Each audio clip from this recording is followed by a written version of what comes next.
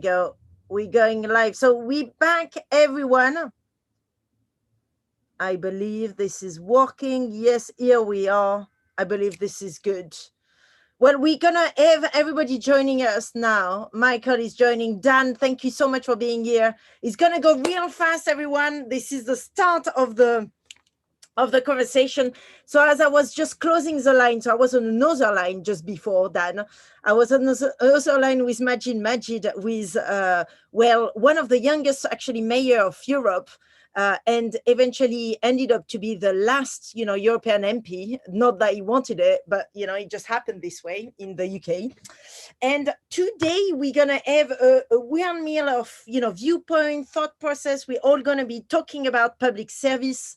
We're also going to be talking about public engagement with, not just politics, but economic, sociologic, input, but also, science and so forth. And we're going to speak about the origin as well of public service. So I don't know if you know, but turns out that public service is not a new idea. The idea, and I'm going to just, explain to you what public service is in a few words, but public service is the idea that governments have the duty to serve the public with a set of services, being healthcare, being education, being defense, and there is, a few others on the portfolio. And what we're going to be discussing today is whether or not we should rethink this notion of public service, because the world has changed. Perhaps there is a conversation to have about defense. The budget that goes into defense perhaps should be used into the event industry or the creative industry, which of course I'm going to preach here for my own, crew, but that's a fact. So we're going to discuss all of this, and you can ask us questions as well into the chat section of the YouTube channel. And with no more ado, I just wonder if actually Jill Tarter is there or not. But if she's not, here you go, Victoria, I'm going to make you the co-host. YouTube channel. Okay. And with no more ado, I just wonder if... here you go. I'm just going to make you... How do we work that? Make host. Change host. Here we go. So Victoria, now you should be able to let everybody in that call, because it's going to be quite a lot of us and it's going to go fast.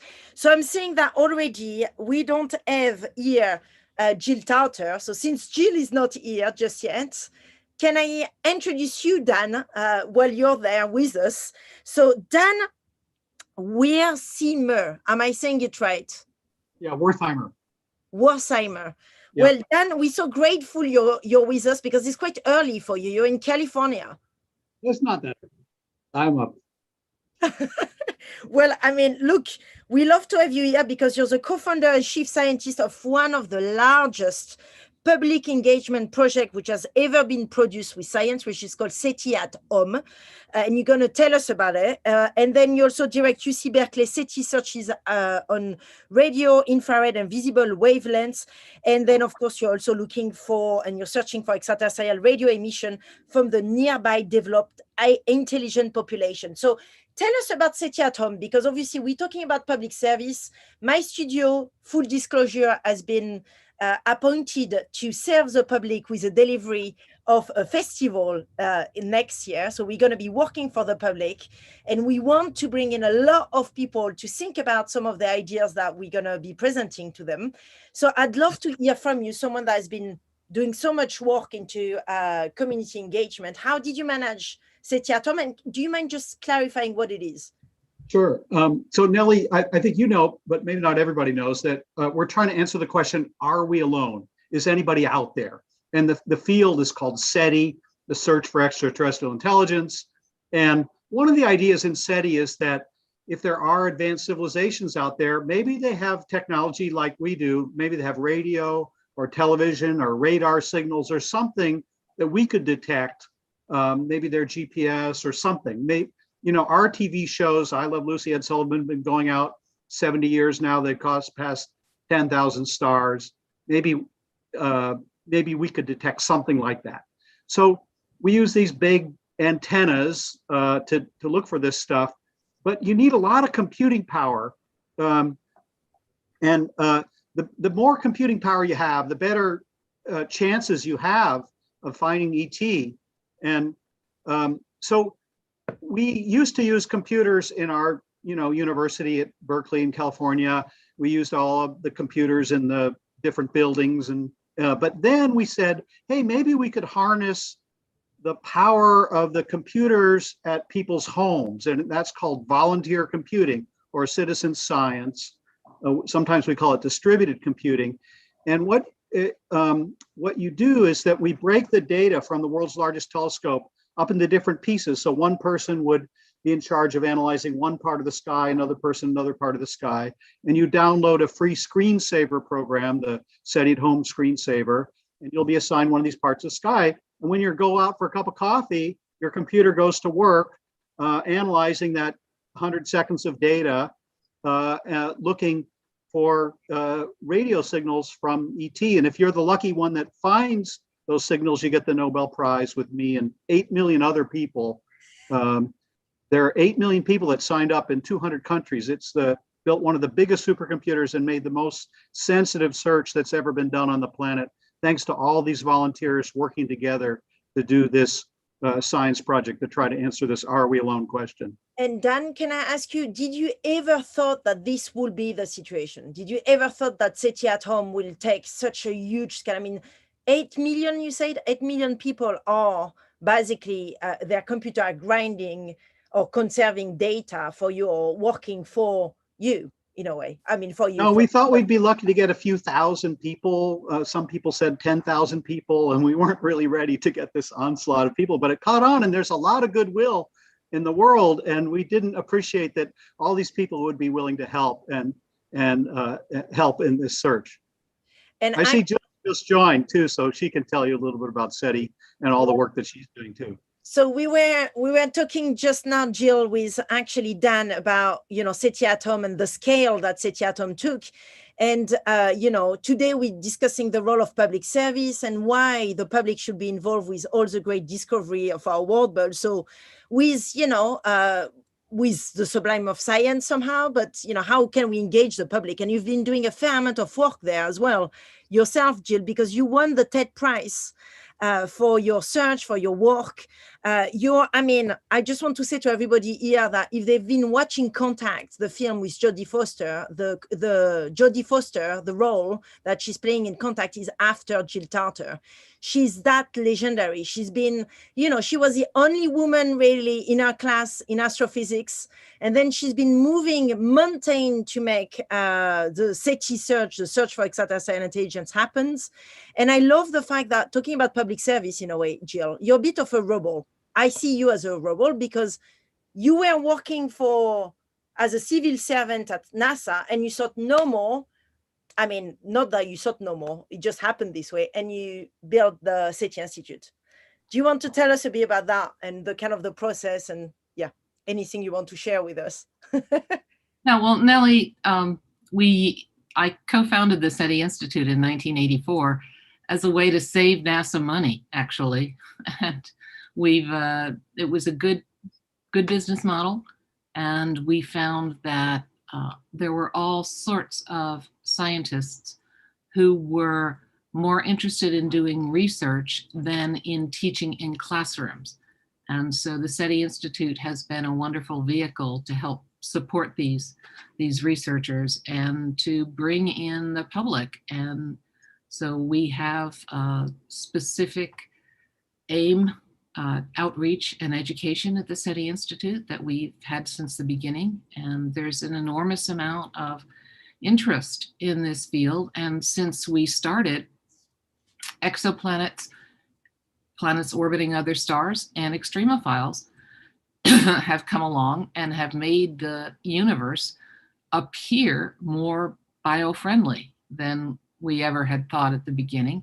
And so now we're looking forward in this century to actually being able to detect evidence of life beyond Earth. Some of it will be ambiguous because, for example, even very close to home in Venus, when we find where we claim to have found phosphine gas in the clouds of Venus that on Earth always requires biology to produce it. It's ambiguous, but if we were to find a technosignature somewhere, evidence of someone else's technology, that might be a way of finding life beyond Earth that's unambiguous. If we find the technology, we'll infer the technologists. And what I love about the search of Extraterrestrial Intelligence Institute and also the work that you're doing, Dan, is like you're talking about things that go well beyond nation states, that go well beyond, you know, political values or, you know, systems. In a way, what we are talking about here is something that is not homocentric. We're talking about actually going above and beyond, like, you know, and I remember, Jill, you talking into one of your conference about, you know, the scale of things. Do you mind to just kind of clarify this? Because I think every time I hear you saying me and reminding me that I'm just nothing in this universe, it really is powerful. Well, when you begin to talk about SETI, looking for technosignatures, looking for life beyond Earth, you have to have a new framework for thinking about here and now. So we're comfortable thinking about here, right? We're most of us locked down and working from home. And in my case, that's in the hills of Berkeley, California, the west coast of the United States, on the planet Earth.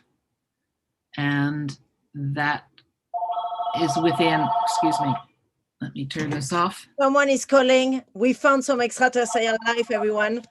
Yeah, wouldn't that be nice? Live on this channel, this live stream, it's happening. Yeah. So we're on this planet, and we now know that within our Milky Way galaxy, there are more planets than stars. And our galaxy is one of only, is just one among 200 or 300 billion other galaxies in the universe. And we actually, as we look at the pictures from the Hubble Space Telescope Deep Field, we see some of the galaxies there are smaller and fainter, and that's because they're farther away. And so then we have to understand what we mean by now. And now is 13.8 billion years into the evolution of our universe. And we think we understand how we got here until we go back to the very earliest moments of our cosmos, when we can't make our physics, our quantum mechanics, and gravity play nice. So there is that, there's that question mark back at the earliest moments. But I think that what this is basically a scientific creation myth. And I think it is the most accurate description of our understanding of our place in the cosmos. And we are connected, we humans are connected to these faraway times and places, because it actually takes a cosmos to make a human, right? The calcium in our bones, the hemoglobin, the iron in the hemoglobin molecules of our blood were cooked up in ancient stars that exploded and seeded the interstellar medium with all these ingredients that condensed to make our solar system and us. And that process is perhaps continuing within the cosmos. And new worlds and new life will happen. Thank you so much, Jill. I think it's always so important to just remind all of us about the scale of things out there, and also where we come from, and the fact that, well, you know, not to say that we are non-existent to the scale of the universe, but we terribly, terribly small. So, you know, and I wanted us to keep on talking about public service, but to also bring in voices also within the action. So you've been in the action within the science sphere, but here we have Majid here, who is a Somali British justice activist. You're also author and a former elected politician. I mean, I'm going to make some advertising here, but this is an incredible book that Majid has been writing, which is a manifesto that he provided for his beloved city of Sheffield, where he got elected a mayor, one of the youngest mayor actually of Europe.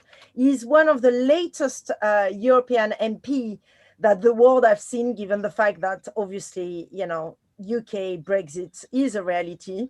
And now you've just launched Union of Justice, which is a European independent, people of color-led organization dedicated to racial justice and climate justice.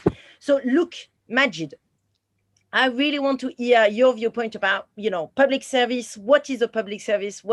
I know you obviously have been a mayor, so you've been very hands-on as well on that level. What, public service, nightlife, how did that work for you? How did you support it, nightlife? And how did I support nightlife? By regularly attending and playing an active role in the nighttime economy, whether that be dinner, going out to eat, partying. But also, I just think it makes up part of our society. Basically, I guess in my role, one of the things I was pushing for is to have a specific nighttime mayor was something I was basically just pushing for, because it's just trying to really highlight it's a completely different. Which I think a lot of local authorities just completely ignore, or in fact just don't see the value in the nighttime economy. Honestly, so for me it was just a case of like celebrating and platforming different artists that work in the nighttime economy. Whether that be even like, to give you an example, where we have like our monthly meetings at the council chamber, where all the elected representatives would actually get together and we would debate different motions and pass different policies that affect everyone. So it's the biggest important meeting once a month in the city. So what I would do is I would actually I would invite local creatives to actually reclaim that space and actually perform in that council chamber to those elected representatives, just to kind of really show them not only the wealth and talent that we've got in our city, but also the importance of really preserving and championing the creative culture, especially in the nighttime economy. So we would have we had literally from like a comedian to a poet to a shoe designer, all sorts of artists basically just literally coming. And for them it was quite daunting, like having to perform in this council chamber, which is like over 100 years old kind of thing. But it's just, I guess, reinstilling the importance and also just the role that public institutions have in terms of really just engaging people, because a lot of times it's public institutions or public services can just really feel there's a big gap between them and the citizens they're meant to be serving, basically. So in wherever I could do, I'd always try and close that gap as possible. And Majid, tell me off if I'm wrong, but like for me, you're really a representation of how change can be long lasting. I don't think that the city of Sheffield and the sovereignty in the city of Sheffield is the same after you, right? Like, as in, I believe that you have marked your way of doing, in a very, long-term manner. And so I have a question for you, because ultimately, now, my team and I, and you have been involved with that as well. We have to put together this festival for the UK in 2022, right? And so I want to hear from you, like, what do you think would be a good way to actually like think about how this event could kind of like bring together change for a long period of time, and what you recommend in general? It's, first of all, it's exciting. If not many people have said it, massive congratulations again. But but in honesty, it's a really great opportunity, and I guess especially with like what you're trying to do with the whole moon aspect and everything like that. But it's, I guess with the festival, and I guess with the festival, it's great. I think the important thing is to really engage with people that might not necessarily feel like that, like ordinary other festivals would kind of engage. And I think it's, whether that be literally making them like, I don't know what you've kind of got set up, but one of the things you could do is get I don't know if you're traveling with the festival, whatever you're doing, but just get people involved in the decision making so they feel like they've got a stake in the festival, basically. So that's something I would highly recommend. Even literally like creating positions or whatever, just roles for them, people like ambassadors or whatever, basically, just to kind of make them feel more involved in it. And Majid, just to say it as well here, you just literally opened Union of Justice. Yeah. Do you mind telling us, like, in a few words before I have to very briefly, very briefly. I guess when we like the fight for climate justice requires a collective effort, as it's, the fight of all our lives. However, the effects of it is unequal and unfair, and it's something that necessarily just kind of hits. It's more like it affects those people, mainly from marginalized communities, people of color. So basically with Union of Justice, it's what we're trying to do is really get those people who are mostly affected by the climate crisis at the heart of the conversation, actually driving that. So we're looking to empower people by creating a network of people of color, whether that be artists, activists, researchers, and equipping them with the skills and the tools, and that'll be like influencing, because one of the things with Union of Justice, we're not a neutral organization, that we will openly and proudly advocate for positions and policies that in any way promote racial and climate justice. And then other thing is basically just change. We're looking to, like, whether that be from local campaigns to campaigns aiming to shift policy within the European Union, like, we're really going to ensure that people of colour are driving the conversation, whether it's a focus on rebutting eco-fascist narratives or pushing for a globally aware, just an inclusive and Green New Deal, basically. So yeah, that's basically what we're trying to do. Thank you so much, Majid. And everybody can sign up as well to join in for the classes online at Union of Justice. And same for the SETI Institute as well. There is a lot of, there is all of the SETI talks actually available online that you can join. There is a super active Twitter account with millions of followers. So you can also be a part of the search. So both of you are developing and leading incredibly community engaged projects. But we also have here Diana, and Diana Rezalis, you are also very important to that whole conversation, because actually you are digging for data. You're trying to reveal, you're trying to safeguard, I would say, nightlife as we know it, and the nightlife communities, by actually developing a basis of research by which all of us, people working within the nightlife or the event industry, can kind of like tap into, so a research pot in a way. And you're German Chancellor Fellow of the Alexander van Humboldt Foundation, and your work focused, like I mentioned, on nightlife culture and how it contributes to sustain cities and so forth, and how that can actually be a part of policy making. So what's your thoughts in terms of like public service and nightlife, and whether or not nightlife should be a part of public service in a way? First, hi, Nelly and everybody. It's super, super good to be here, and thank you for having me. And I love the way that you've programmed the beginning of this conversation, because I think I get caught up in my own definition of what nightlife is, and often centered around culture and club culture. But I think you very neatly posed a different and broader definition of nightlife here, as we're thinking about the little tiny speck we are in the broader galaxy and much larger view. So thank you for that. And I think that, I've been thinking a little bit about what these questions that you've posed to us in the last week or so. And Majid, I was just thinking about one of the first city council meetings I went to in a small city in the LA region. And I was somebody studying urban affairs. It was really relevant to my profession. And I sat there going, this cannot be the way that we do public participation.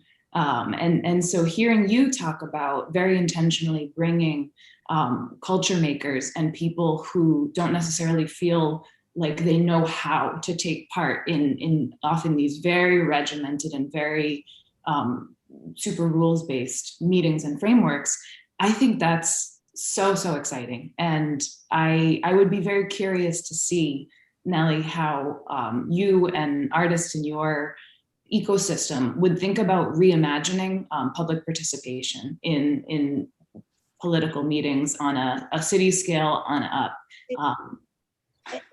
Yeah, but Diana, also you've been developing a nighttime report that I've seen on the Global Nightmare Network. We're going to put this into the chat section, Victoria, who is on the other side of that live stream. Please, yeah. Drop the report in there, but it's so important to have data, isn't it? To actually, if you want to, in a way, Dan, you're going to talk to us maybe again about data and the importance of data, whether it's for the search of extraterrestrial intelligence or whether it is, for nightlife as we know it. But like, how do you even start kind of showcasing to policymakers the importance of this industry?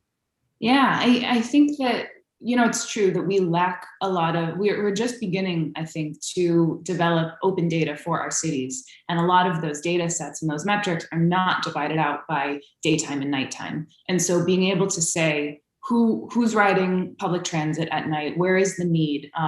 Who's in what parts of the city? How do we plan more intentionally for the hours of the day, 6 to 6 or 9 to 6, is an important question, one I know that you'll dive into a little bit more later in today's program. But I've been thinking about the need of both stories and data, that we need both qualitative and quantitative information about how our cities exist at night. And so one of the things that I think we talk and think a lot about in the sort of nighttime policy conversation going on globally, and sometimes just going on WhatsApp, is what are policies and ways of experimenting that one city is initiating, and how can another city learn from it? And of course, every context is going to be different, and every one of those policies or those ideas needs to be adapted to work in a specific context. And when it's not, I think that's when sort of a danger can come of failure. But yeah, we're just beginning to develop expertise and to see this as a field worth talking and thinking about. And so I'm appreciating that London specifically has launched its nighttime data observatory. And I think it's such a fantastic model that other cities can also learn from, of simply looking and finding where is data already that we can use to understand the nighttime better. Because there is, I think, as SETI at Home also proves, there's so much interest in what we can do with this information. It's not limited to just policymakers. That expertise can come from a lot of places. And do you believe that it's required, in order to protect a field, do you think that it's required sort of a global support scheme? Because I think so often, when we think about public service, we think in terms of nation states having their own public service and so forth. But the reality is, when I was reading through and preparing this conversation, I was reading through how public service actually arrived in the UK, and he arrived in the UK through the means of the European Union, who voted the Treaty of Rome. And in the Treaty of Rome, there was a section that says everybody and all the union members need to have a basic form of public service. And it was named after, healthcare, education, and defense being these three outlets that should be there, roughly speaking, and then everybody could interpret it. Do you feel that there needs this kind of global conversation? And I don't know, Dan, I already, I wanted to say as well, if any of you want to drop or stay or don't feel like, it's going to be like going like this, I should have told you already that it's going to be like a bit of a chaotic conversation, but just be aware that it's going to keep on going. But Dan, if you want to add, if anyone wants to add to that question, I think it's relevant for all of you in a way. Yeah, I'm curious too oh, sorry, Dan, go ahead. Well, I was just going to add to your comments about data. So the astronomy community and now a large scientific community are making their data publicly available. And that has led to a kind of terrific renaissance of the public and other scientists using that data to make pretty astonishing discoveries, new planets and all kinds of phenomena that we didn't anticipate when you make your data public. So we make all of our data public, and a lot of other astronomers and scientists are now doing that. And if you get a grant from the National Science Foundation now, it's required. And I think that's been a wonderful thing. Another great thing that's come out of this kind of movement of open source and public data is that we now make all our publications, all of our papers and findings available, so you don't have to pay for them in some expensive journal or something. Everything is available on public, and that has brought out all kinds of interesting ideas. And so I think there's been a great movement in the scientific community. And we have a ways to go, but it's led to a lot of really great stuff. There's one more thing I wanted to add about SETI at Home. SETI at Home started as just a single project that you could participate in with your home computer or your cell phone or your laptop. But now we've broadened it so that there's about 100 different projects that people at home can participate in and help look for COVID-19 drugs, cancer drugs, malaria. You can do global climate change research, and you can pick your favorite projects. So that's super interesting. That's a new development. So now from SETI at Home, now you're working within the COVID tell me a bit more about the new project. So what we did is develop this open source code that makes it easy if you're a researcher in working on COVID-19 therapeutics. We're not experts in that, but if you've got a computational problem for maybe protein folding, how proteins fit together to make these bonds, molecular bonds, and you need a lot of computational power, you can make that computational project not just use your own computers, but you can distribute it to the public. And so a lot of people that need a lot of supercomputing to do their science are now using the public to try to solve some of these interesting scientific questions. And a lot of good discoveries have come out of that. But I love what you say about open source, because in a way, the way that, so we did this, we've been selected with the studio and the team that you're going to meet throughout the whole conversation, but we've been selected to deliver a festival in 2022. And part of the, process of being selected is all of the work we've been doing is going to go Creative Commons. So all the process, us kind of like doing our pitch and being all scared and terrified and, kind of like not knowing whether or not we're going to win this thing, all of that is going to go in public domain.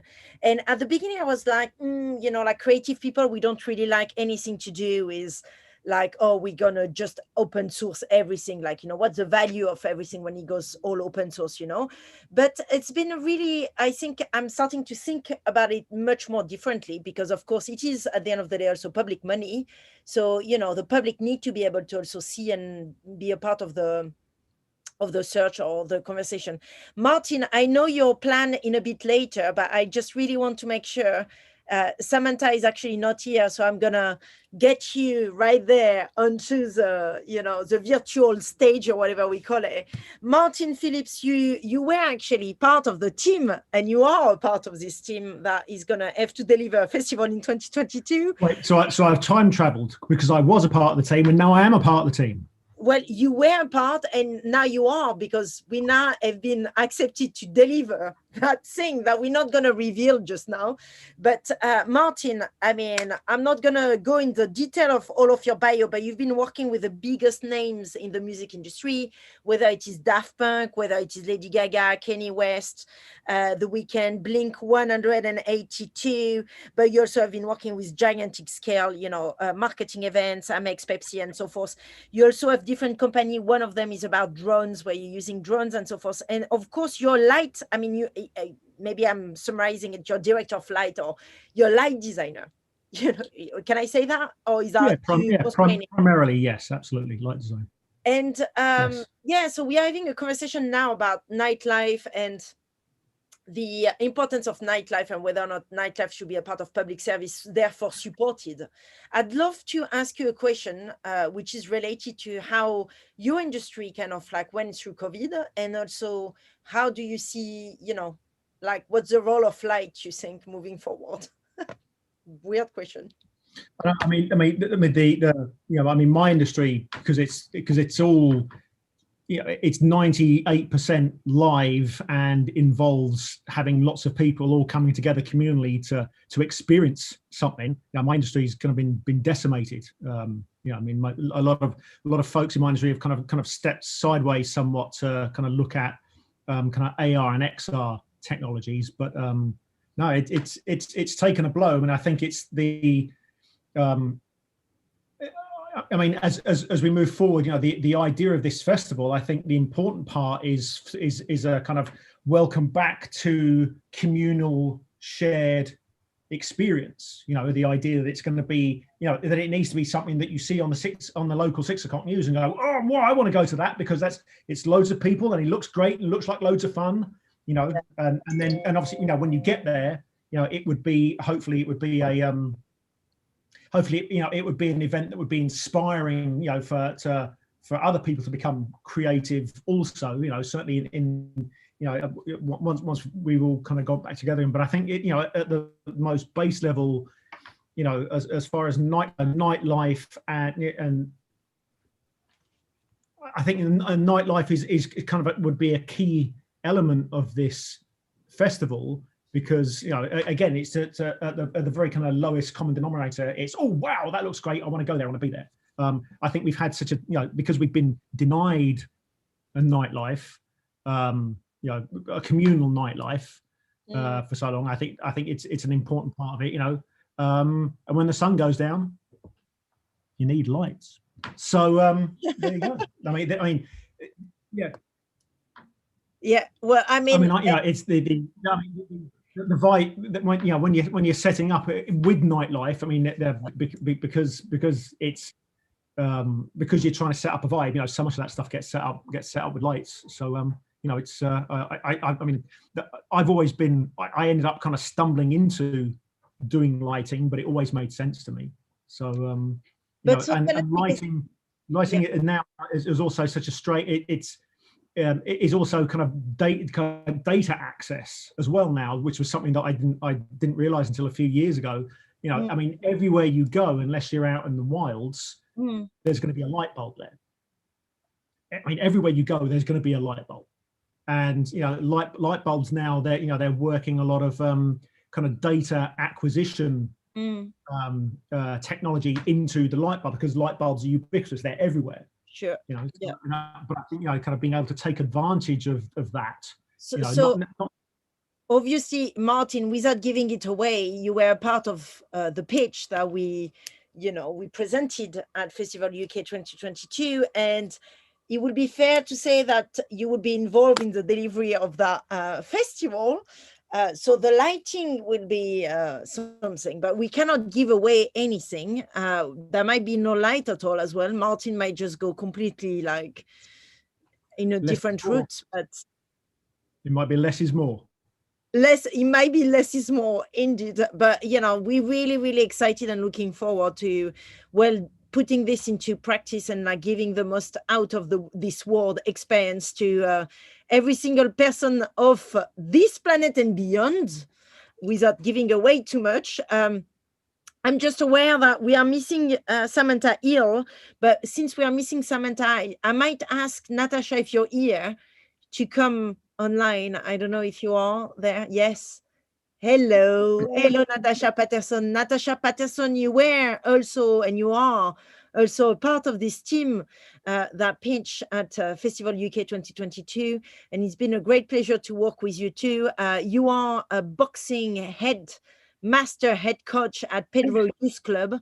Pedro Youth Club, which has been working for, close to, more than a decade to support youth and to support them and nurture them and help them staying away from crimes and knives as well through boxing. But you've been teaching boxing, but also mathematics. You do a lot of different things at Pedro Youth Club.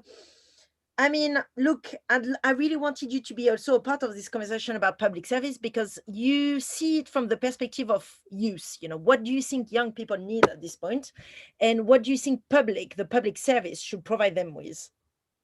Well, I think definitely where I'm around, the young people, they definitely need some kind of platform to where they can just get back into socializing again, getting back into just being together as well with other people, because I find that the lockdown has got a lot of the young people, especially in my area, who I've been nurturing, and they're missing so much of life. They feel like they're being at home a lot. They're missing out on just being out there, just talking to people face to face, and just getting together and socializing on a normal basis. And I find that a lot of them are really struggling during these hard times. And this whole idea of the festival, to me personally, is something for them to look forward to. To engage with the youth, and just like Magic said, the most important thing is to have people to be involved and to help make decisions making with the festival as well. So I think this also will help for us to engage the young people to to get their own creativity and ideas, and to get together and to help be a part of this, this great thing that will be happening, and to find happiness in unexpected places, and just to know that at the end of the tunnel there is some kind of light, because a lot of them, they are really feeling the bite of this whole of this lockdown. And I feel this is a good platform for them to look forward to. See this smooth transition from the light to the light of Natasha Patterson and the kids that you're training in the boxing club. But let's talk about sports, Tash. Like, let's talk about boxing. You know, let's talk about. And so I must say to everybody, I have one of the strangest experience of actually having trained with you at night, boxing in the dark.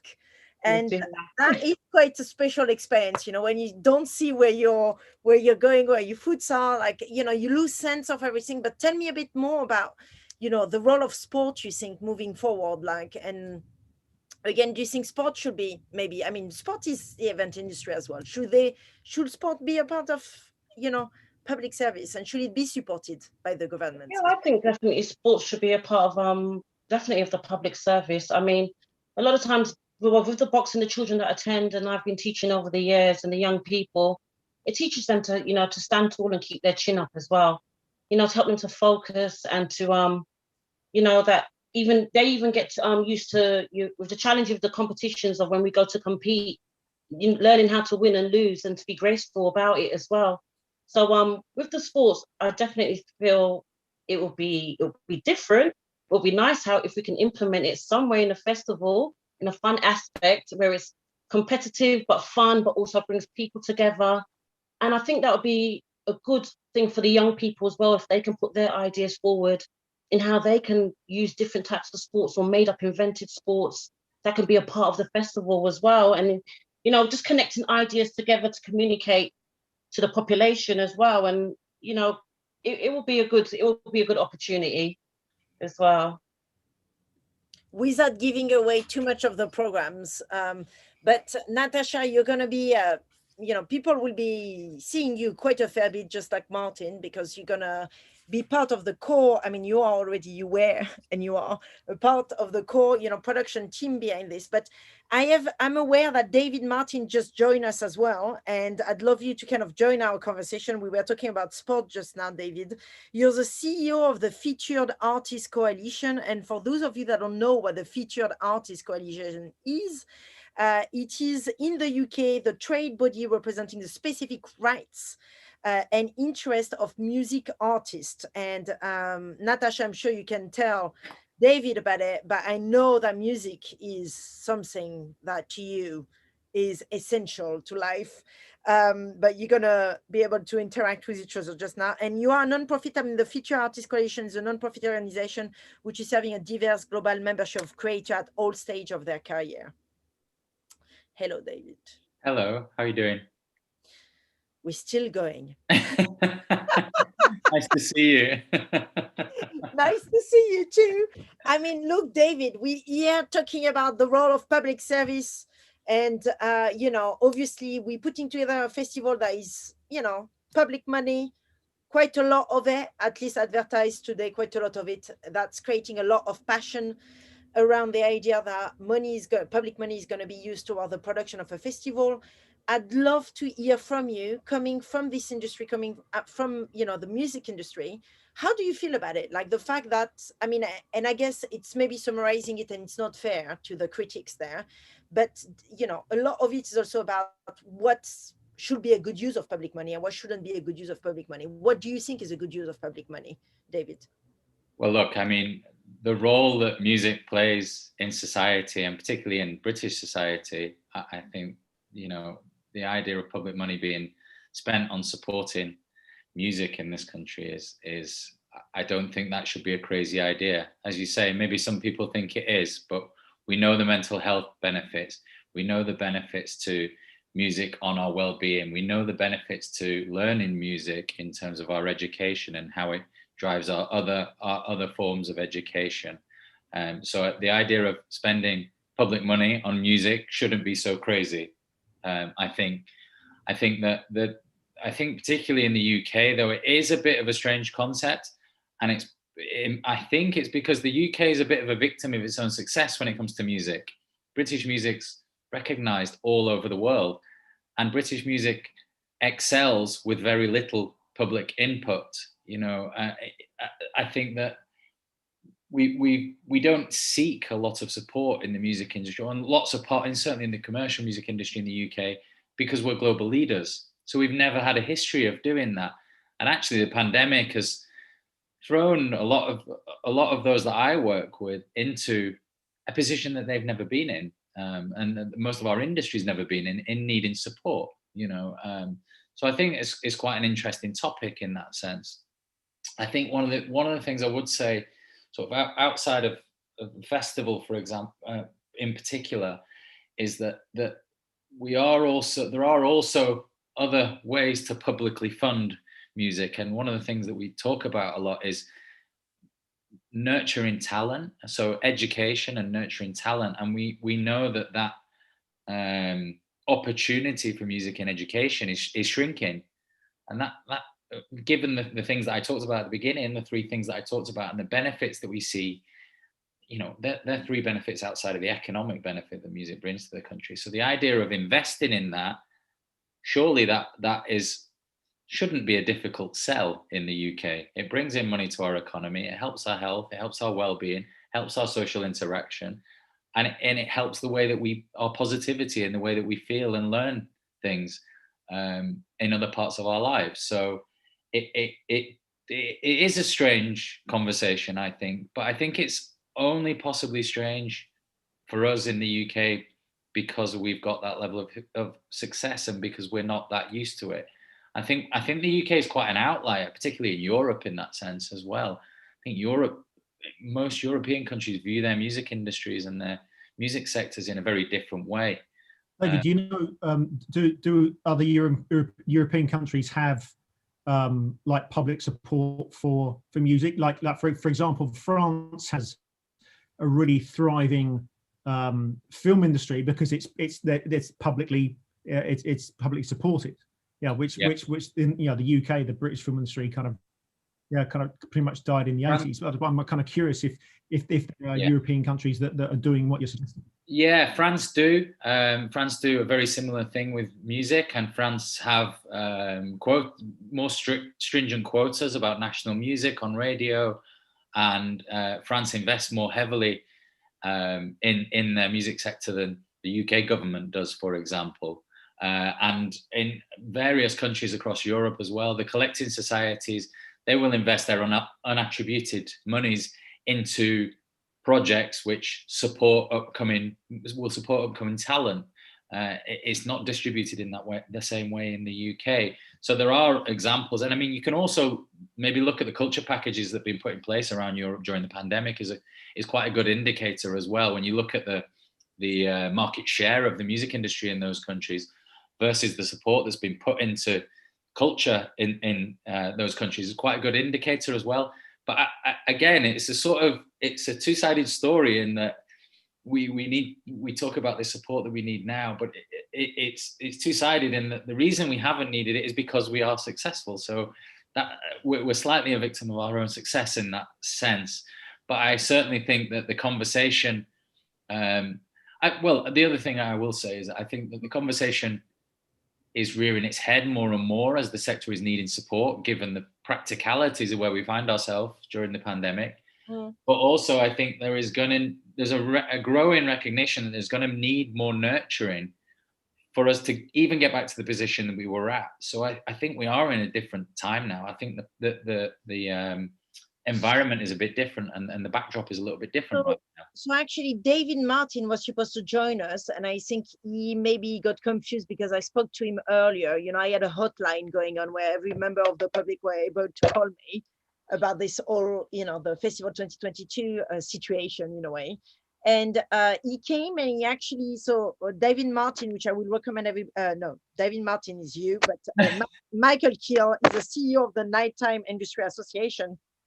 And he spoke in the other live stream. And what he was saying to me was, when you look, the UK has been putting together this package to support the creative industry called the Culture Recovery Fund. And that Culture Recovery Fund, actually only 12 nightclubs across the UK actually benefited from it. So it's quite telling as to how this country understands the value of nightlife and the music industry into the needs to recover it. A big part of that money actually went into film and into the archive and into heritage content. And I'm taking this straight away from the data that we collected as well through everybody we have actually put together. Actually Mikael is here, amazing. Michael, I was just talking about you. I was just saying that you told me about the 12 nightclubs that benefited from the Culture Recovery Fund. We were going right in there. Right. No, yeah, the Cultural Recovery Fund, the first amount of money that was allocated, only 12 nightclubs received the funding. So as you can appreciate, after fighting very hard for contemporary music culture, particularly cultural institutions in the UK, to have access to that funding, we then found out that only 12 of them received the funding. So and we've got the next tranche, or the second lot of funding, coming out next week in terms of the results. So we will see where that goes as well.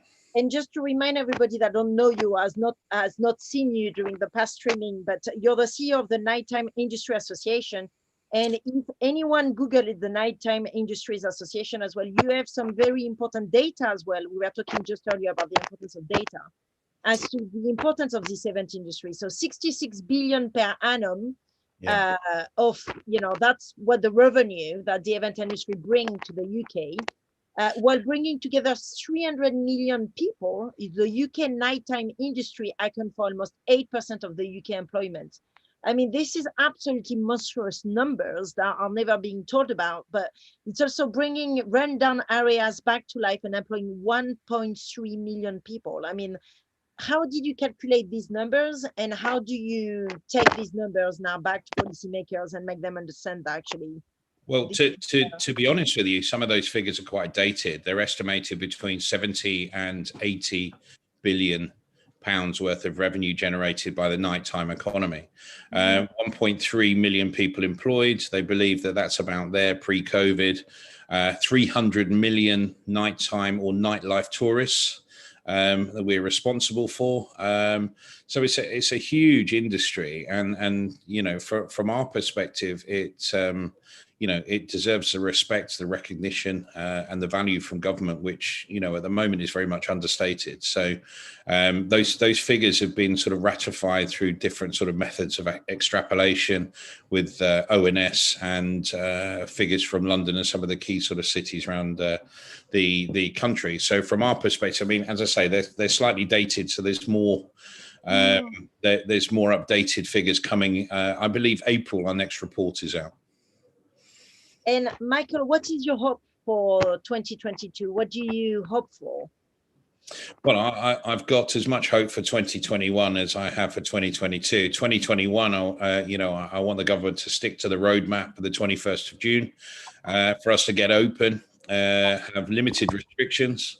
But 2022, we've got to see some sort of normality. There are going to be some key changes to the way that we operate, but what we've got to really try and make sure is those changes are not as intrusive. And we sort of label these up very simply, that safety is first. The viability of businesses cannot be compromised, which is as we've known for the last 12 months, plus they've been compromised.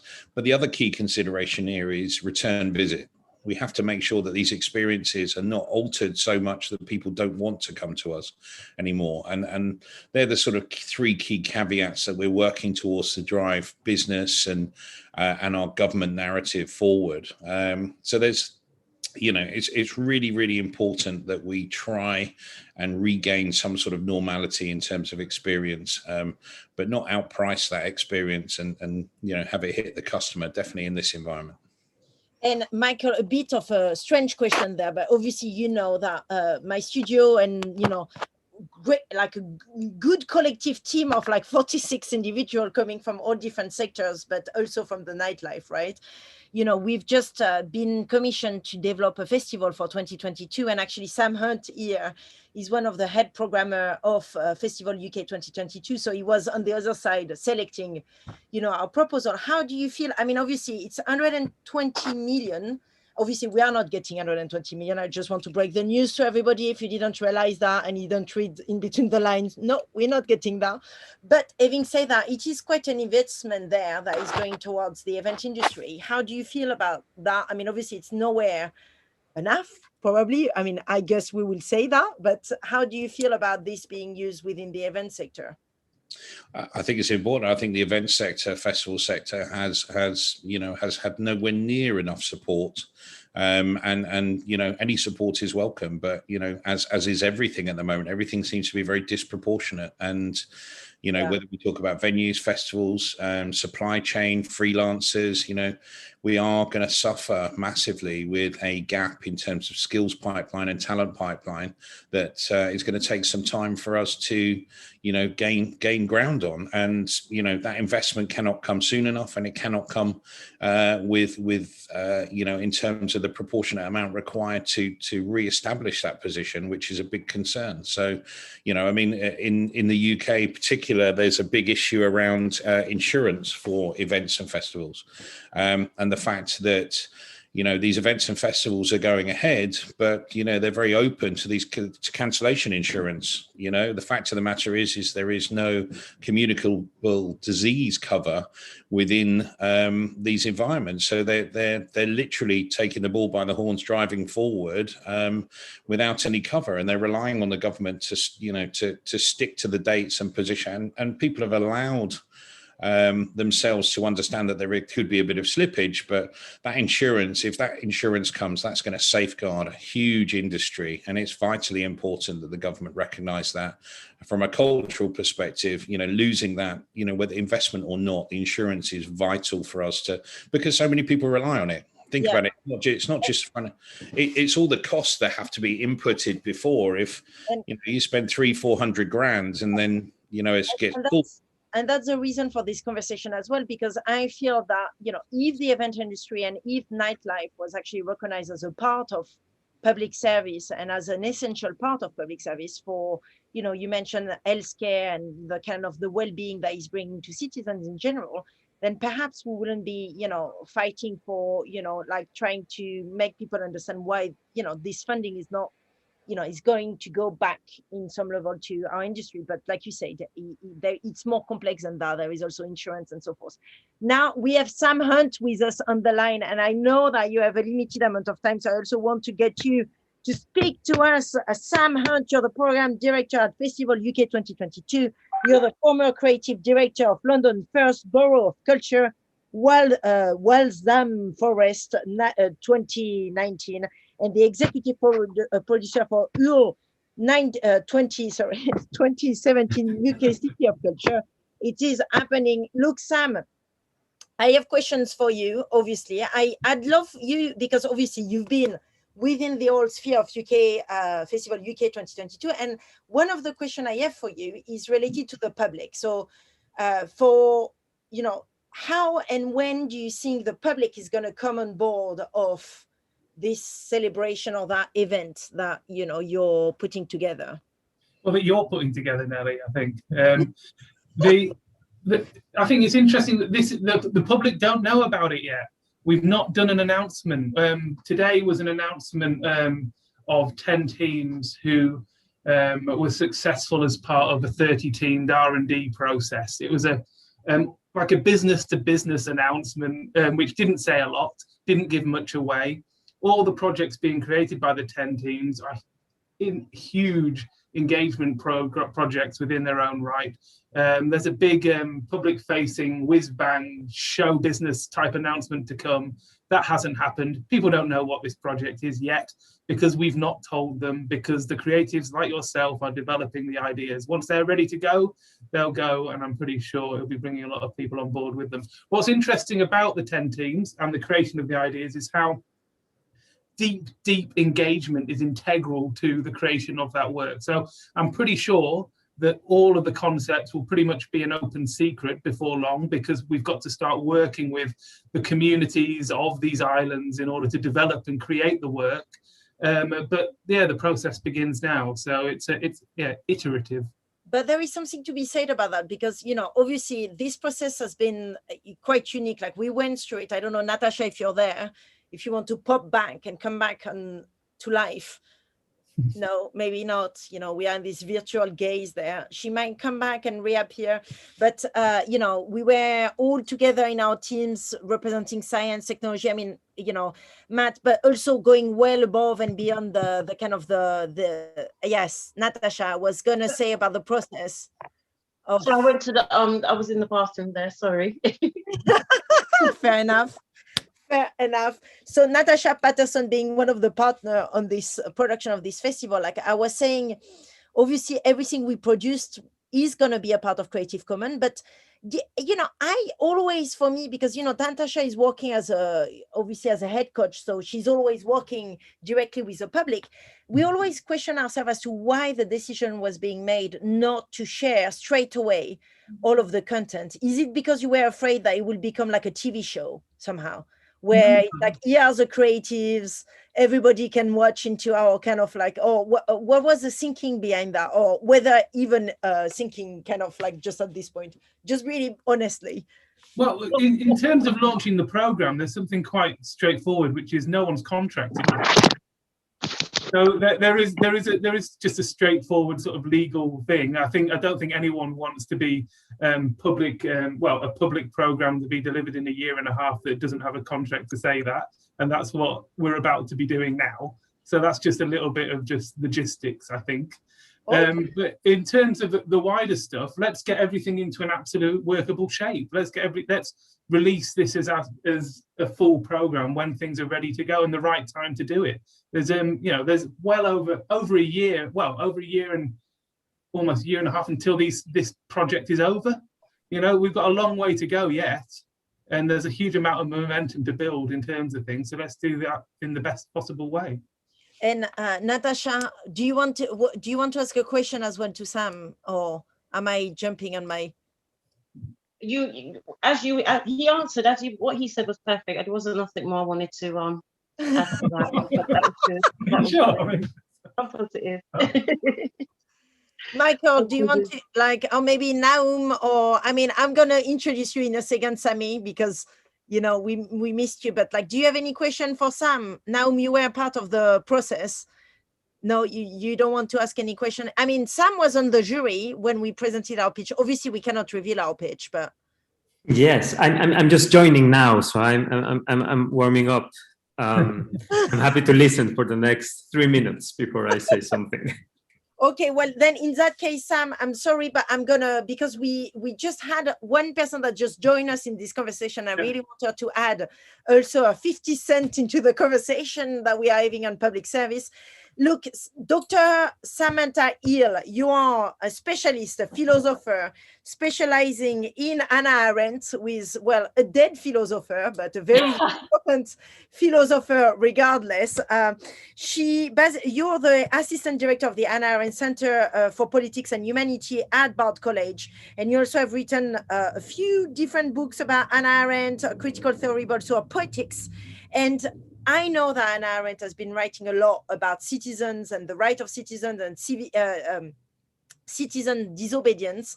And she is someone that has been nailing down the public service quite early on, talking about, the role, like how civil servant kind of happen to sometimes serve as well authoritarian regimes.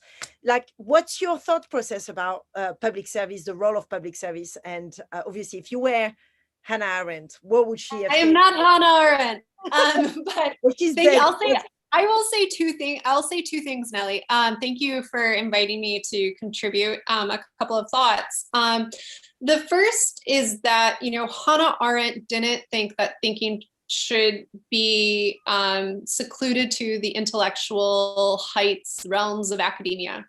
It doesn't belong in some privileged ivy tower. Everybody is capable of thinking. And in that sense, we can think about the democratization of critical thinking as something that everybody is capable of doing and something that we actively engage in.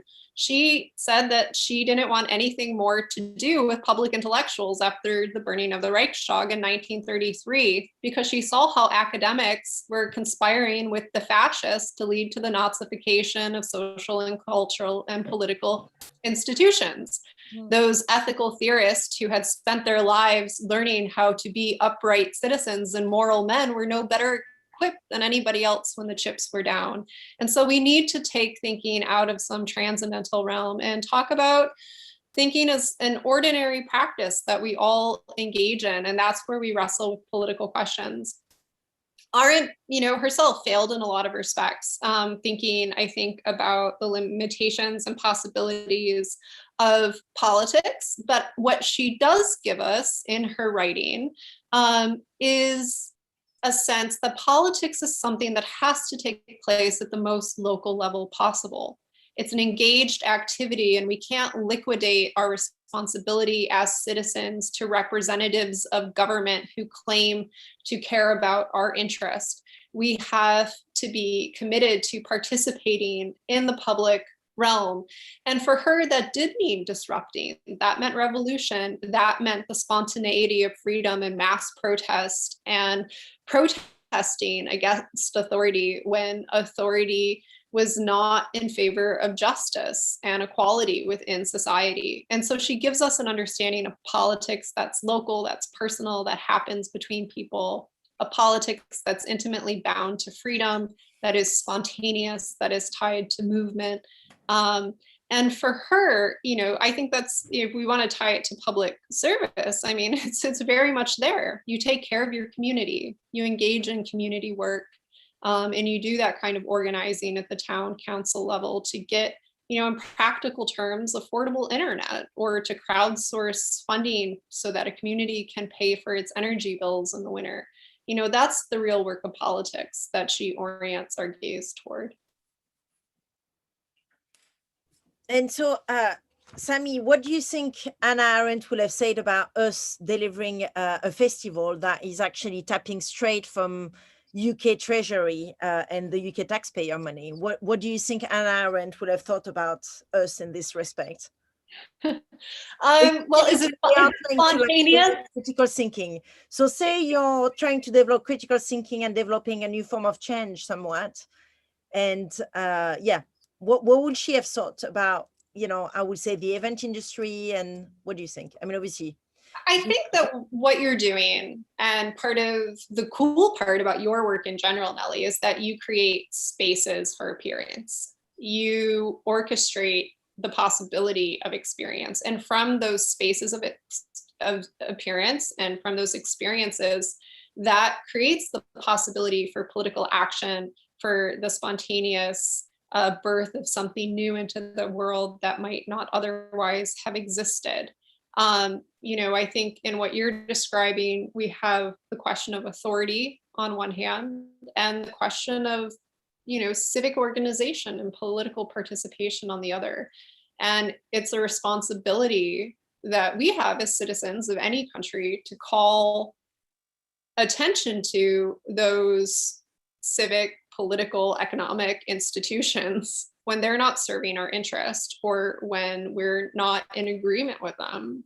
And we have to hold ourselves accountable to that through protest and political action.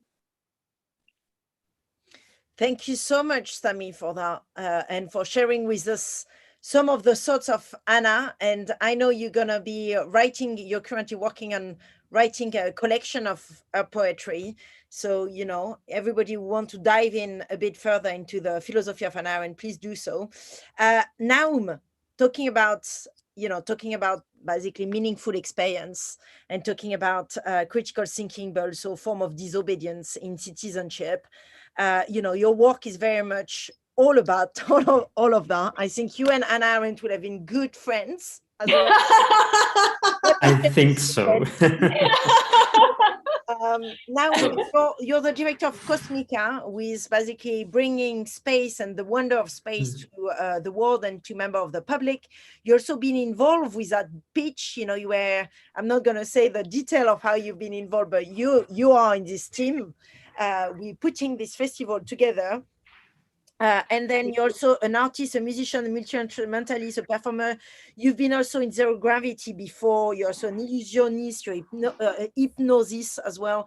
I wonder what will happen if you could put on hypnosis, a member of the government as well. I don't think Hannah Arendt nailed that one down just yet. So that could be a post-Hannah Arendt right there. But yeah, tell me about the process, and also the question that we are trying to answer today is, should nightlife and should the event industry be a part of public service, so therefore be considered as inherent member of the essential?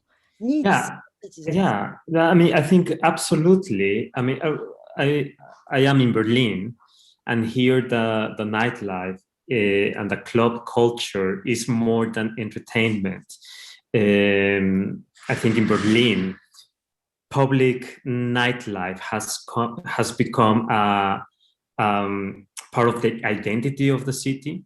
It has become part of the activist scene, you know, like from feminism, queer culture, diversity. If there's a community in Germany and in Berlin that gives that strength of openness and rebel and punk and fighting the establishment, comes certainly from the nightlife.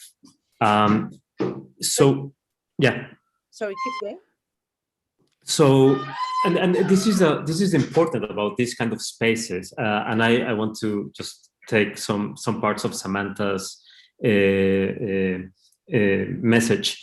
I mean, once you have the configuration of a space with the right alchemy, I mean, this is something that we've been doing for years, you know, like create the circumstances where people can have an experience. This is a beautiful work. Then you can really spark very horizontal and very interesting conversations, not because certain topics are complex, means that people cannot discuss them or cannot make decisions, not because artificial intelligence is a complex thing to do, doesn't mean that we all should be talking about that and policy making, not because space exploration requires billions to make rockets. We don't have to let the rich make those decisions. We have to make that decision. So how do we do that? By creating these spaces for discussing specific topics in the most horizontal and transparent way with society. If we are going to live in a society that is free from authority and powerful structures as we see it.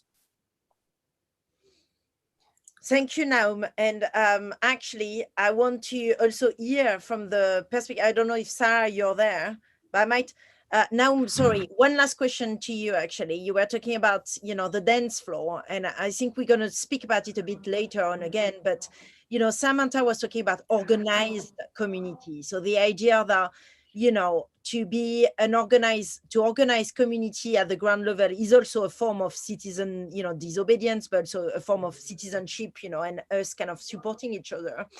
You know, the dance floor is often misunderstood and also understood as a place where, you know, we are having the joy, we are having the entertainment, we're having all of that. We live in the present, but it's also a place for organized communities to kind of reshape things and say really important things about society. Yeah, so much. And this has happened historically. I mean, we can count endless examples. When I was young, I loved funk. And funk music was about that, was about getting on stage on the dance floor and say, yes, I am Black and I am proud. And that was a huge statement for those communities back in the 70s and still today. So the dance floor is about movement, and it's about rhythm, and it's about finding that universe, that one single verse that unites us. These are political spaces as well. And Sarah, you just arrived and it's really good to see you. Hello. And Ace, I'm going to introduce you as well too. Bye, Sami. Thank you so much as well for joining us. Sarah, you are an art and culture programmer, and formerly you were the head of program at the Design Council and director of architecture, design and fashion at the British Council. Your work focused on commissioning programs which forge interdisciplinary collaboration using design to address inequality. I guess, you know, you've had your fair share of dealing with public service. Yeah. And I'm here doing a conversation where I'm trying to bring back nightlife and the event industry back in the sphere of public service. What's your thought about this? You might just be like, Nelly, like, stay the hell out of here. Like, don't even dare to get anywhere close to policy making. Just keep doing what you're doing away from, you know. But what do you think? What are your thoughts of it on it? And also, you know, we've just been announced as being one of the team that is going to be developing a festival in 2022. You know, what do you think? Like, anyway, all of that.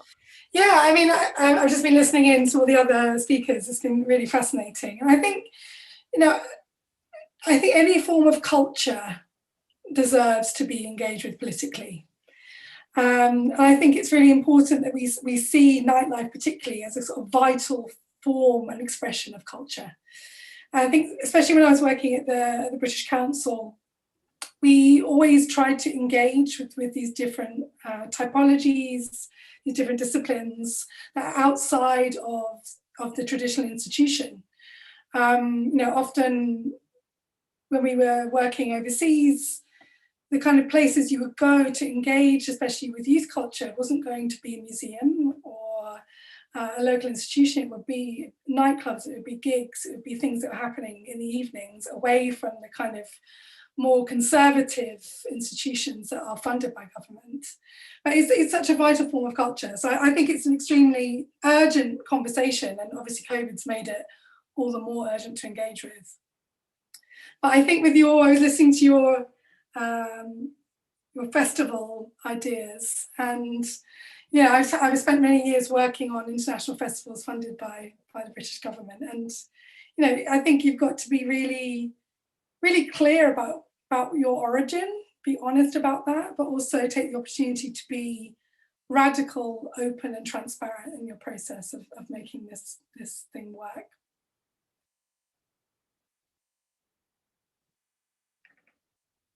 I realize I'm auto-muting myself, but maybe Natasha, you want to say something? Just remove your microphone if you want to say something. Just jump in. Did you hear me, Nelly? Yeah, I can hear you loud and Sorry, clear. it was fading in and out. It wasn't very clear for me. I thought you had a question, maybe, or no? No, I didn't hear. Sorry, that wasn't. If all of you have got questions as well, just feel free to just remove your microphone and kind of like jump in, you know. But yeah, so Sarah, these are really important tips that you're giving us, you know, because I had this hotline today. So anyone, what do people ask you? I'm fascinated.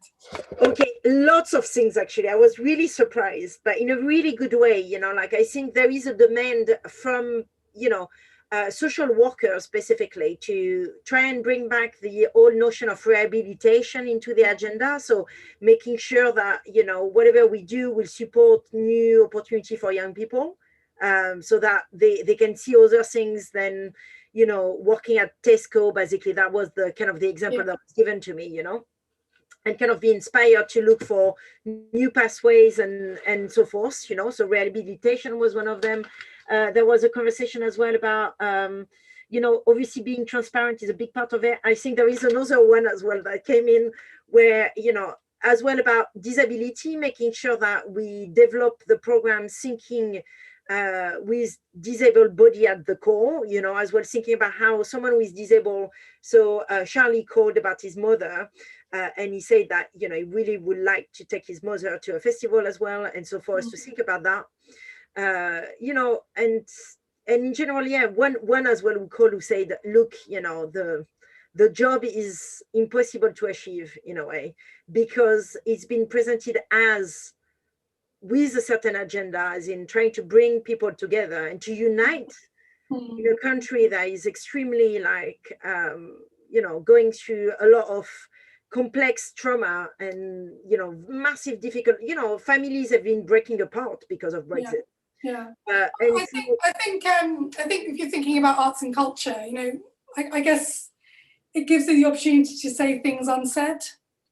And often using these different forms of culture of arts can, you know, introduce difficult, complex, traumatic things that have happened to people, to communities. And I think by, you know, you act as a guardian of this money, Nelly, yeah? So no pressure. But, you know, that's your thing, it's about stewardship. And I think what's interesting about these types of funding, these types of festivals, is how you can bring in long-term thinking from the outset, and you know that's really vital in building trust. You know, and I think, you know, you've been trusted with the funding to develop the program, but it's also about how you build that trust for long term with the communities you're working with as well. Yeah, Yeah, definitely we feel the pressure here in this team. Just want to be clear, I'm not on my own, although we on purpose have, not singled out any of the team because we knew it was going to be extremely critical, at this point.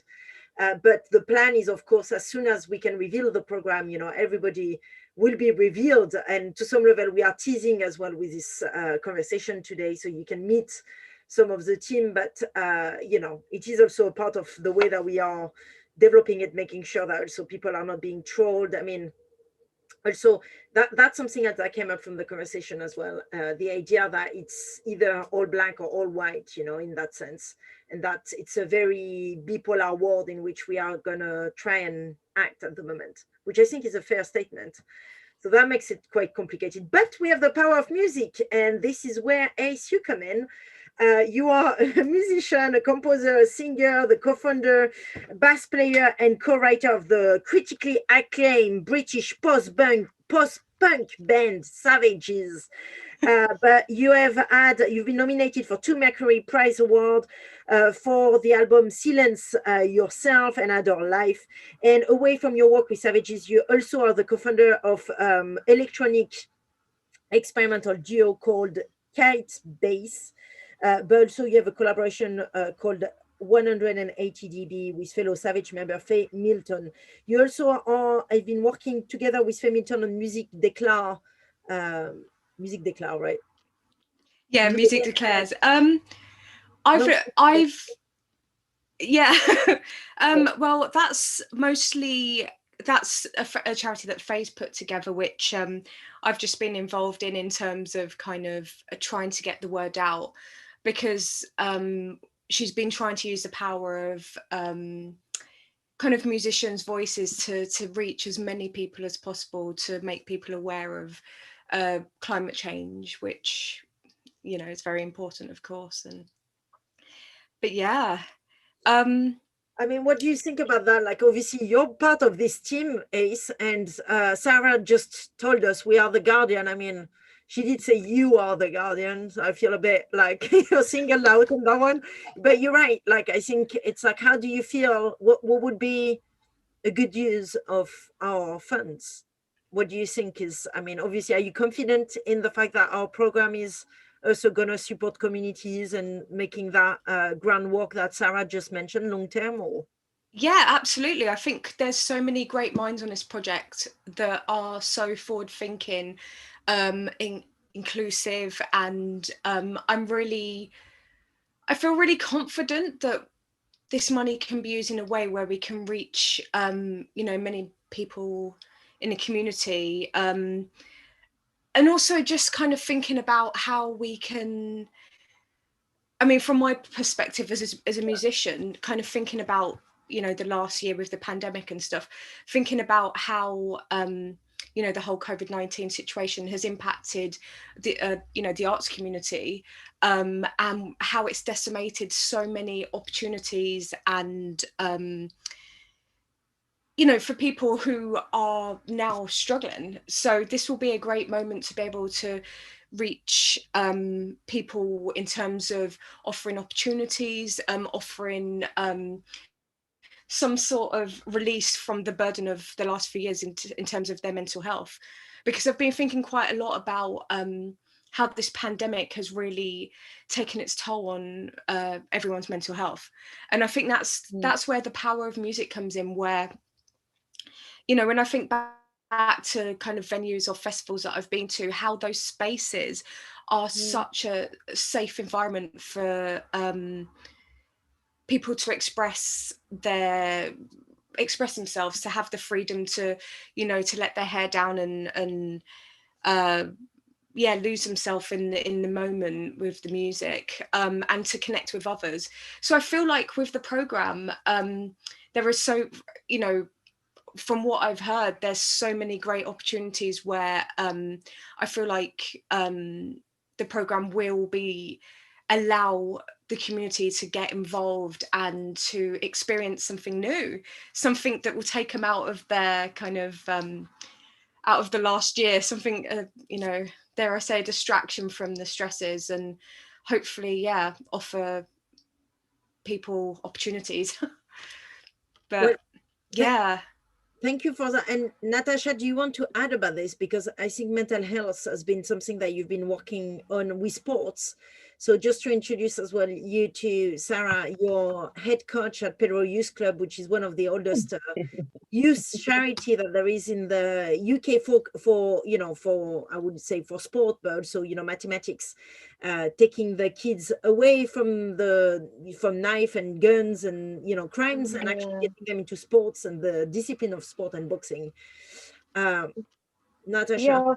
Yeah, I was going to add on that, Nelly. Basically, a lot of the children, I spoke earlier on, but a lot of the young people, I find that mentally and emotionally and physically, they are, it's deteriorating.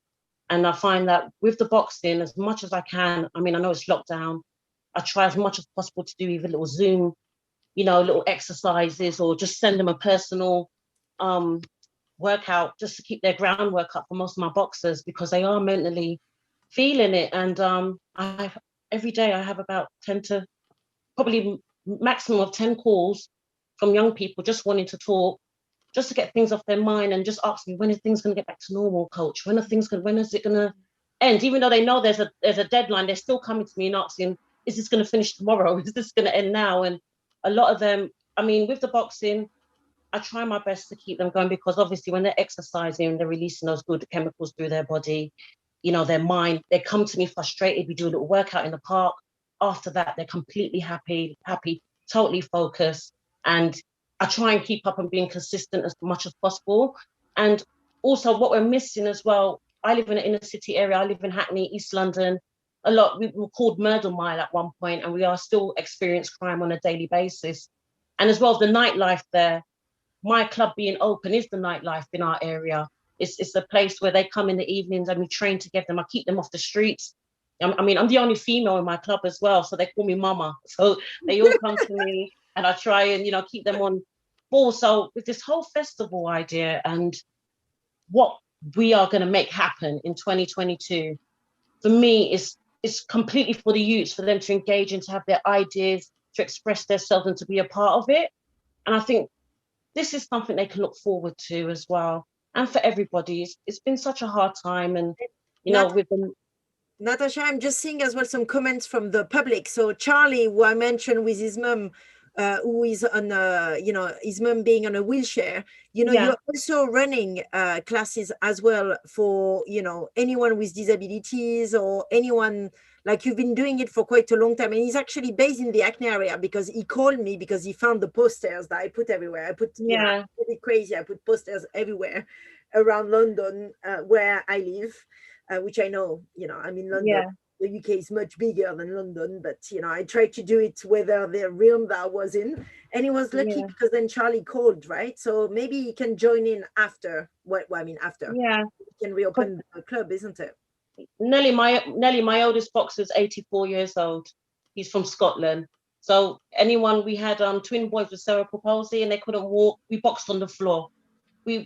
There's no limits. I try my best to make sure my style of boxing can, be for everybody. So with the only thing with our club is disability access. So we do, that's the only difficulty with the wheelchair accessibility. But apart from that, we don't judge. We have no discrimination about who we teach boxing and, who we bring forward. But we really do need to get these youths and young people mentally stable again and get them looking forward to something great. So hopefully Festival 22. Music definitely needs to be into the combo. And Sarah, we need also some of your help there, because you've been dealing with policymaker and really top notch, top of the game. You've been really close to government, talking about ideas and explaining them ideas. Like, what do you think we need to know? How do you... Yeah, just tell us how you've done it. I mean, obviously we stopped doing it, so there might be a reason for it, but we might not crack that news here. No. I mean, I think it's all about demonstrating your impact, and doing that, I guess, in two ways. And if you're thinking about your government audience, how can you measure the impact you make? So how do you set out? What's the situation when you set out? Then how do you measure your impact at the end? But then also making sure that you're collecting the personal stories of the people you're working with. That's so vital.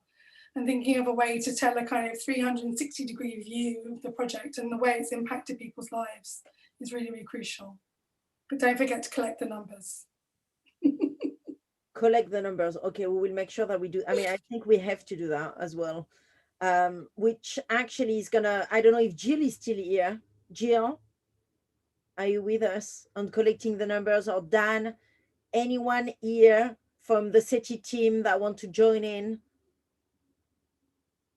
No. Okay, well then that would be us just keep on talking about facts about the public service, everybody. So while I was doing that research about public service and the history of public service, I mentioned it a bit earlier, but in the UK, public service became a thing following the Treaty of Rome, which is actually a European treaty that kind of like said that all of the members of the European Union had to have basic line of services for member of the public. And then moving on from that, in 1991, we have a paper which is called actually, you might know why it's called like that, actually, Sarah. I found it, it's called Open Public Service White Paper. So I don't know why it's called a white paper, but it's a paper that was put together by David Cameron and Nick Clegg. And it's basically a paper in which the author of that paper was to say that actually the basic line of public service that there is in the UK, which is healthcare, healthcare, defense, and education, should become open to private endeavor and not be just a governmental thing. So that's the first kind of paper that I saw, which was about pretty much ending the public service as we know it. And then moving on from that, I just wanted to share with you as well other data that I found regarding this, that, to some level, public service has been there for a really, really long time. The first form of public service was 4,000 years ago and actually related to military defense. All of these sources, we will put them inside the chat section so you can all see that. But public transportation, environmental protection, electricity, court. I mean, it feels to me that there needs to be a real conversation, like a national conversation actually, about how the public's needs have changed. Yeah, absolutely. I mean, most recently in the last year, I've been working quite a lot on programs that look at open policy making. And using the principles of co-creation and participatory design to look at how you involve citizens' voices in designing policies. And I think, the British government certainly is interested in these new forms of policy making. It has a policy lab that sort of acts within the centre of government that looks at these new forms of policy making that are fairly radical, but they're not embedded yet. It's still, I think, viewed as being quite experimental. I think there's a movement now with the kind of growth of things like citizens' assemblies, different forms of participation, but we're nowhere near where we need to be. I think this is quite an interesting sort of realm, I guess, for this festival generally, is, can it be used to some way shift the dial in the way that culture is viewed in the policymaking sphere? And I think that would be a very interesting thing to see come out of these projects that are being funded. Well, that's the hope. And Mikael, with that, you've just joined us. Mikael Calandra Achode, who is one of our, team member, has been working with us on the pitch. I mean, I'm not going to reveal the detail of our program, but it will be live at some point online for any member of the public to see it. But obviously, Mikael, your work, your visual artist, and your work really focus on musical spaces that emerge and mature across community in the African diaspora. You're exploring issues such as identification and cultural actualization in the intersection of music, vernacular culture, and lifestyle. You've been involved with so many different projects. One of my favorite one is Crudo Volta, which is a taxi actually that you've been documenting the format, I'm saying, just stop me there because I'm saying whatever. I've been, just to be clear, everybody, I've been talking on this live stream since 10 a.m. in the morning. So wow. It's how long of a live stream can you last? This is like a challenge. But Crudo Volta, which is the most popular format, is a taxi. I mean, I love that. Taxi, Crudo Volta is a collective and taxi is the format, yeah. So, and it's a collective that is based where? Well, I mean, that's quite an interesting question because we've been working between, well, we started in London, but because I grew up in Italy, in Rome, I have collaborators in Italy, but I'm mainly based in London, especially because I focus on the diaspora. So like London is quite a hub musically for the diaspora since the 20s. So 1920s, London has always been quite a crucial hub for Black/African music. Yeah, and tell me about that actually. Like, how is it for, you know, not just for the African diaspora, but on the continent? What is the relationship between music and government and politics, and how does that work? Because I know that we had a conversation before about the dance floor and the politics of the dance floor in Nigeria, for example. Yeah, I mean, I guess that goes on different levels. So if we are focusing specifically on the African continent, and we are focusing specifically on contemporary African music, is an interesting space at the moment. Is a space, I mean, historically, Black bodies haven't been allowed to participate fully in means and modes of production, and music has always been one of those environments where Black bodies have been left quite free to express and also actualize what they want to express, like tangibly through, I don't know, like through lifestyle or music genres, you know, explore philosophies of life. And because of that, politics has always been quite an interesting arena, and contemporarily is possibly the environment where we can see a new type of African, a new way of identifying Africa in larger scheme of things. Governments, I don't know what they make of it. I don't know if they understand them fully. Even like a country like Nigeria, where possibly like business ventures are more and more interested in the Afrobeat scene as a sort of like not only I would say like financial powerhouse, but also a sort of a branding for the country.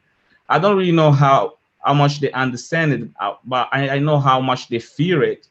I mean, and that's not a new conversation. If you remember, like what happened to Fela Kuti, for example, when the Nigerian government has raided Kalakuta Republic and thrown Fela Kuti's mother out of the window and killing her.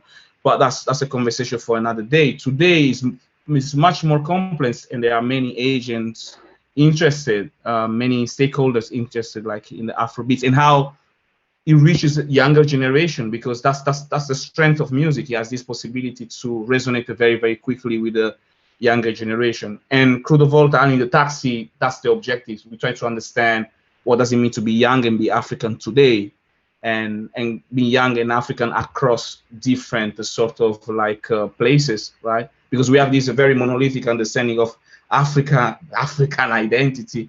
But I mean, then when you go into the reality of the African continent, within the same country, you have different ethnicities, different classes, different ways of life.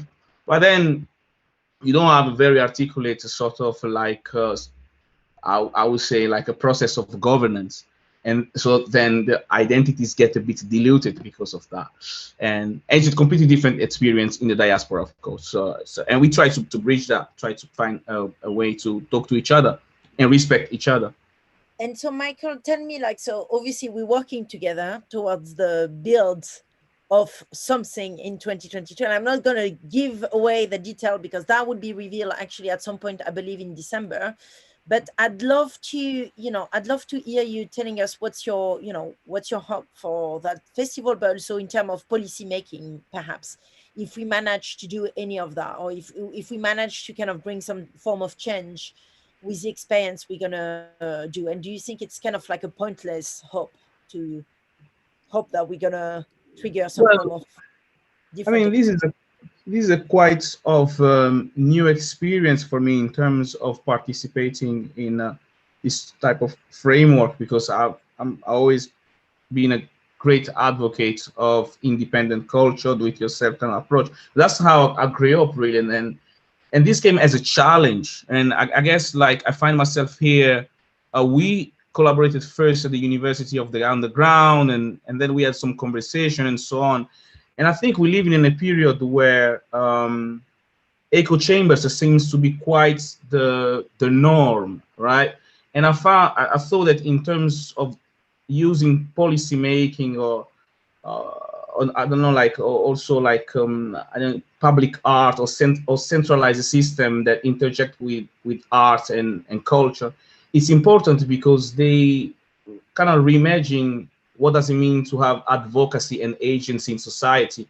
How do we form the public sphere, and how do we form the public sphere without participation? So I guess for me that's the interesting conversation here. I mean, what happened when I engage with the tropes of advocacy and agency when I'm in an uncomfortable environment, right? So for me, that's what, so being independent and moving to structures that are more complex and more articulate and multi-layered, that becomes interesting, something that I've never done, and I've taken it as a challenge, because I guess it's also a process of learning, it's a process of growth, it's a process of understanding the complexity of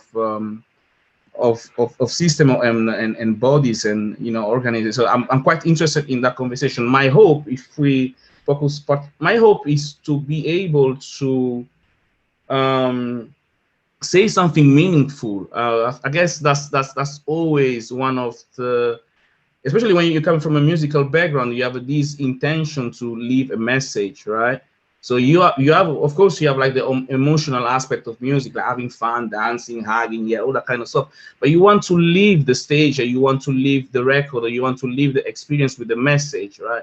Yeah. I remember that some of the concerts that changed my life. Really, the artist that was on stage, that was on the record, really said something that shocked me and made me think like for a couple of years, and derailed my life for a couple of years. So I hope that I will be in a position to be able to say something meaningful or learn something meaningful when I have nothing to say.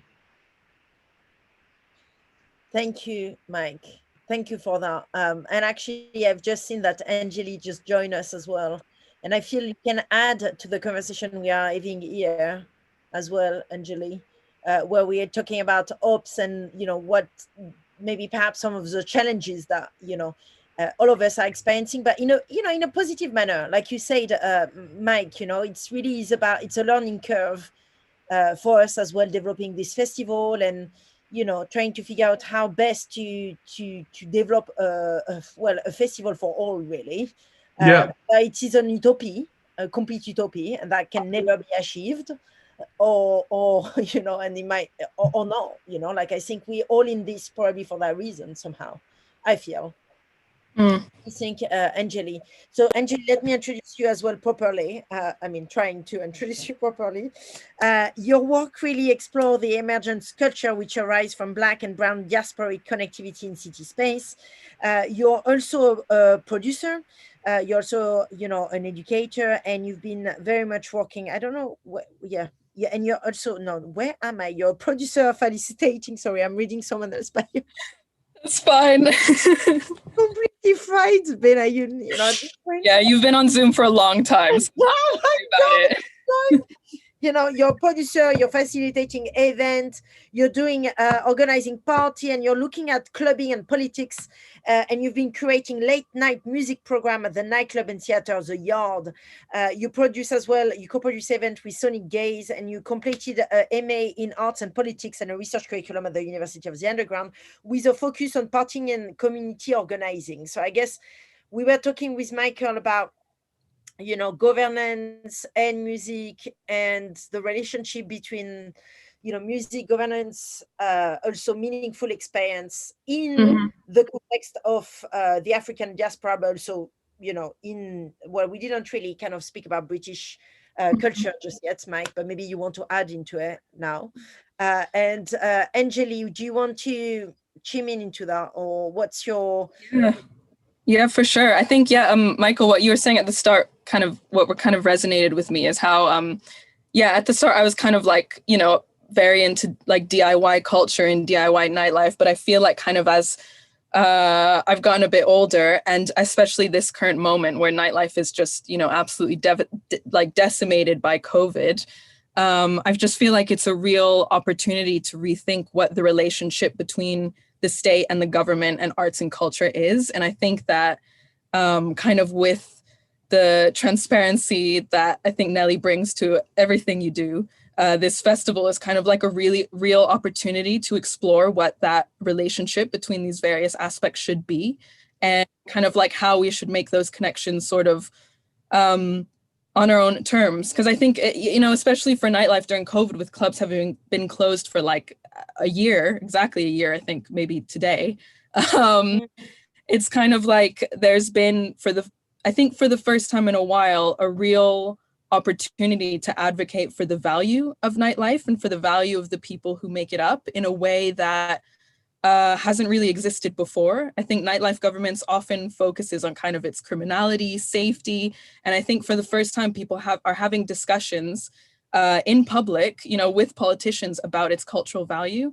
So yeah, I think as you know, as detrimental and terrible as this pandemic was, there is, I feel like, movement, and I think especially in arts and culture for the first time, a level of like cross-sector organizing. And yeah, I think in relation to this festival, I just think it's an opportunity to have these discussions and like think about new models for art culture and kind of where and how the government should intervene in this. Because I think most people in the cultural sector at the moment are calling for government intervention on some level because, you know, people need to survive. Yeah, absolutely. And we had Mikael actually just joining us before, was from the Nighttime Association, and he was saying that only 12 nightclubs across the UK actually got the funding from the Cultural Recovery Fund. So that kind of says a lot about the importance of, you know, trying to have that discourse within the public sector and within, you know, the public service somehow. Mm-hmm. But it seems like, I think this kind of tension between being, you know, existing on the versus off or going within and kind of seeing, I mean, for me, right now, they're very much seen as two forces that oppose each other, while the opportunity perhaps with this festival that, you know, we are going to be putting together is to actually try and make them coexist together, because I don't think that it's either or. It's like you need to do the groundwork on the outset, like Migrant of Culture and other who are challenging massively Festival UK 2022 or government, and, you know, and they are absolutely essential. But it's also important that we also have the within element, you know, where we put the effort to actually go in it, be a part of that conversation, and see if somewhat together we can kind of like manage to some level bring some sustainability to nightlife somehow. I feel. What do you think about that? Yeah, absolutely. Yeah, I completely agree. I think it's also about kind of starting to define that existence within the government on our own terms, kind of like defining that relationship from the perspective of the people who are actually affected, of the people who are like working in clubs, you know, like every weekend.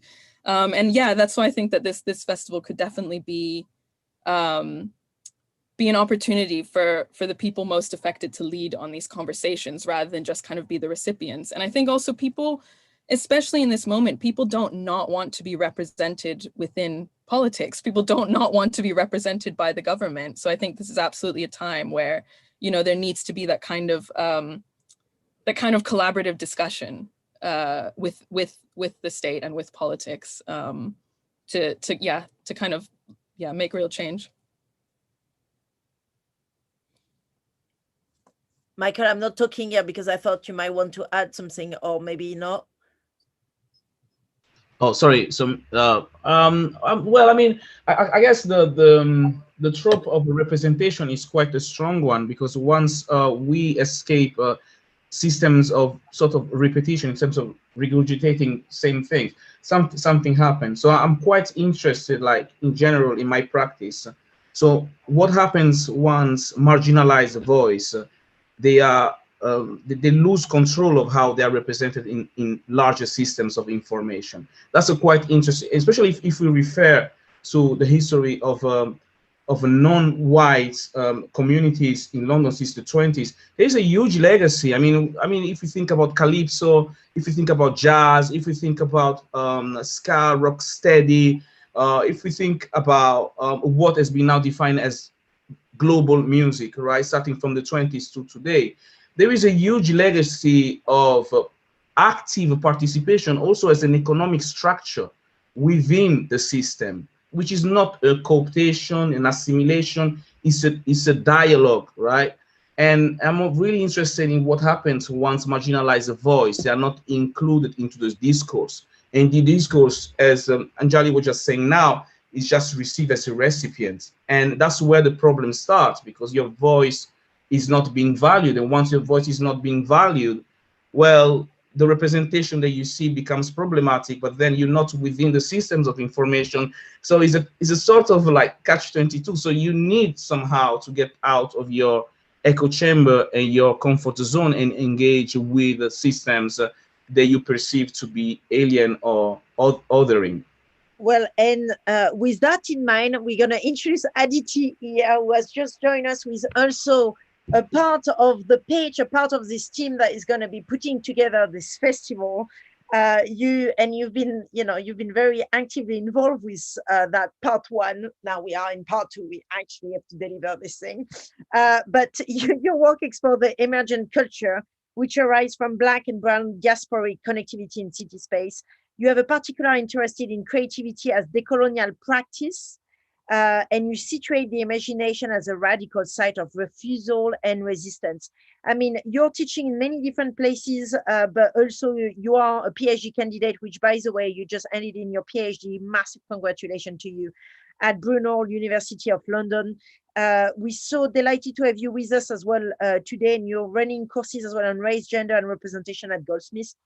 I mean, that's, that idea of imagination as a space, for refusal and resistance, is that, I mean, obviously we cannot give away the program that we're going to be putting together, but I think it's interesting now that we are talking about mode of dialogue and mode of conversation and activism, and, is imagination somewhat as well a way of entering a conversation, or how do you see it? Aditi?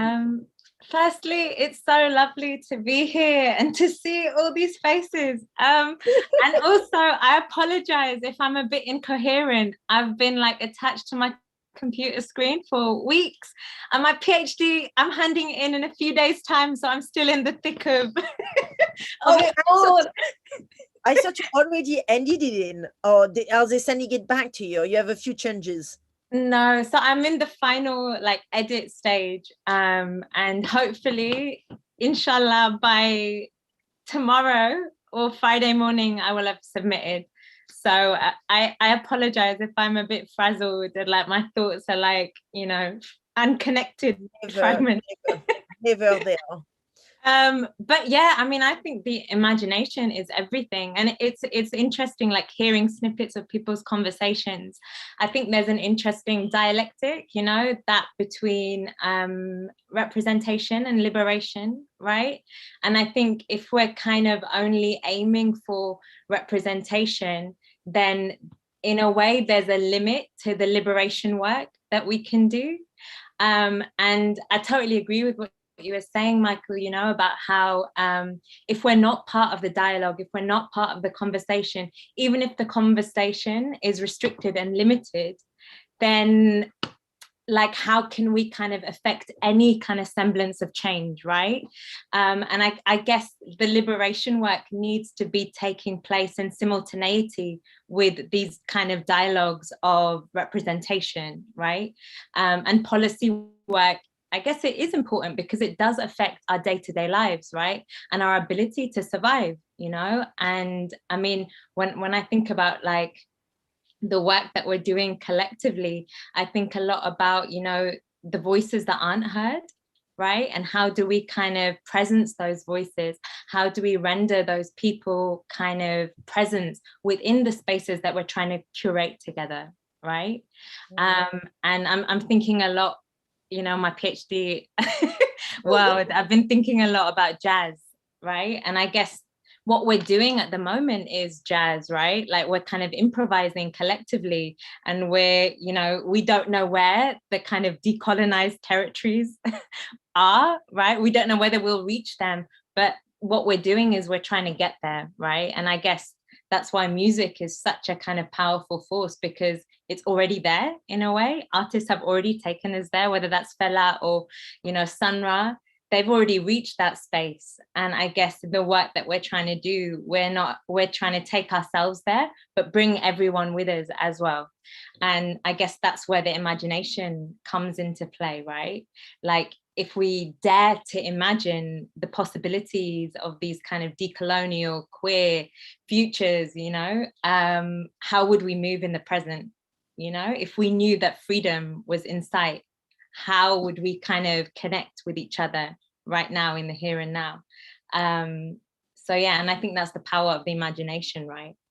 To kind of compel us to think outside of the constraints that we've inherited, the constraints of coloniality, of racism, of Islamophobia, queerphobia, all of these different things. What if these kind of isms and schisms were to evaporate? How would we connect with each other? How would we move with each other on the dance floor? If there weren't these tensions and frictions between us. So yeah, in my mind, that's kind of like part of the work that we're trying to do. And actually, just listening to you as well made me think about, obviously, if we are into, and I love the fact that you're, taking us to, as a point of reference, here is Sun Ra, and then here is what we're trying to do. I love the kind of like, yeah, you've just raised the bar there. So we, that's where we need to go, The Sun Ra Orchestra. I love that as being our, kind of like point of reference. But, look, how do we then know that it's success? Because that's something that, obviously today I don't know if you know, but I've been on the phone all day with people calling me, and, I've dropped my phone number because obviously there is a lot of, passion around, as you know, Festival UK 2022, but also the idea of like putting together a celebration that initially came from the realm of Brexit, right? So there is definitely a relationship to politics right from the start, whether or not we want it, whether or not, I'm kind of the belief that everything is political to some level, whatever we do in the act of creation, it is. But bottom line is, it happens that this kind of history is coming with us through the process. I feel, how do we assess success? Like, I think some people were asking me this question actually, and I thought that was an interesting one. If you're developing something new, if you're testing a decolonial practice, or if you're testing it through the process of making it happen somehow, how do you know that it's actually, because it might just be, Sun Ra, when he was alive, like, not many people were like in the know as to who he was and what he was doing. And then way after he was dead, then things kind of like were talked about. Is that part of the deal, some level, that we need to die as part of the process of I'm going a bit extreme here. Sorry, everybody, it's been a while. It's quite morbid, yeah, but Nelly, I think the success resides in the doing, in the making, in the practicing, in the collaborating, in the daring to just do this, right? I think, and I think the notion of success as well is so connected to a kind of colonial, neoliberal, capitalist kind of construct as well. So how do we even reimagine success for the purpose of this project? Right? The very fact that we have so many different people from so many different disciplines coming together and connecting through this project, that in itself is kind of an indication of something different, right? So I guess in a way we're already kind of moving to the rhythm of, of Sunrise success. I don't know. Bring on Sonra, the spirit of Sonra be with us. And with that in mind, actually, Sharon, you just joined us as well. You're also part of this team that put this pitch together. You are a freelance creative engagement producer. You specialize in delivering multidisciplinary projects with people of all age and background. You've been a part and head of learning actually at Frantic Assembly and the Old Vic, and you were running the young people program there. Yeah, we were just getting the mist of, you know, what's success, which of course, as we've discussed, might not even be the right rhetoric here. Be like, but I guess what has been your motivation in taking part in this pitch, I guess, and how do you feel about us talking about the event industry and the music industry as being also a part of public service in terms of the funding that we're going to receive to do this festival? I feel like I wanted to be part of this because, particularly in this current moment with everything that we've been through in the last year, wanting to bring people together, to have a really good time together, to think and reimagine the world together. And I think one thing that we've really seen over the past year is how much the arts and different art forms have helped people through this time, whether it's that's them listening to music when they're going on their daily walk, whether they're watching Netflix, whatever they're doing, it's been a real anchor for people. So actually to get the chance to be together in person again or across digital platforms to get to play and imagine together felt like a really important opportunity to be part of. And what's your, so, you know, you've been head of learning for, you know, with young people. Yeah. And you still are, I believe. Yes, Aditi, good luck with the PhD. Thank you for joining us. Thank you so much. Thank you. Thanks a lot. Bye, bye, bye. So, yeah, so what was I saying? Sorry, I'm like brain fried. Yeah, working with young people. Yes, working with young people. Yeah. You know, and trying to actually get them on board straight away with the production of that festival. Yeah. Do you think that's the way forward? What do you feel like, you know, take it away? Yeah, I think it is. Yeah, I think it's about us. We're lucky to have this platform, and now it's a case of us going into communities all over the country and speaking to people who are young, also old, and working with them to explore these ideas and to really reach into communities and to reach people that wouldn't normally get involved in this kind of thing. But we, you know, it's about an exchange. So we're, as artists, we want to have a dialogue with communities. It's not about us saying that we have all the answers and us kind of bestowing some kind of gift on people. Actually, it's about us playing and learning and developing together and being creative together. So yeah, I think young people, they're going to have ideas that will riff off ours, and it will be an exchange.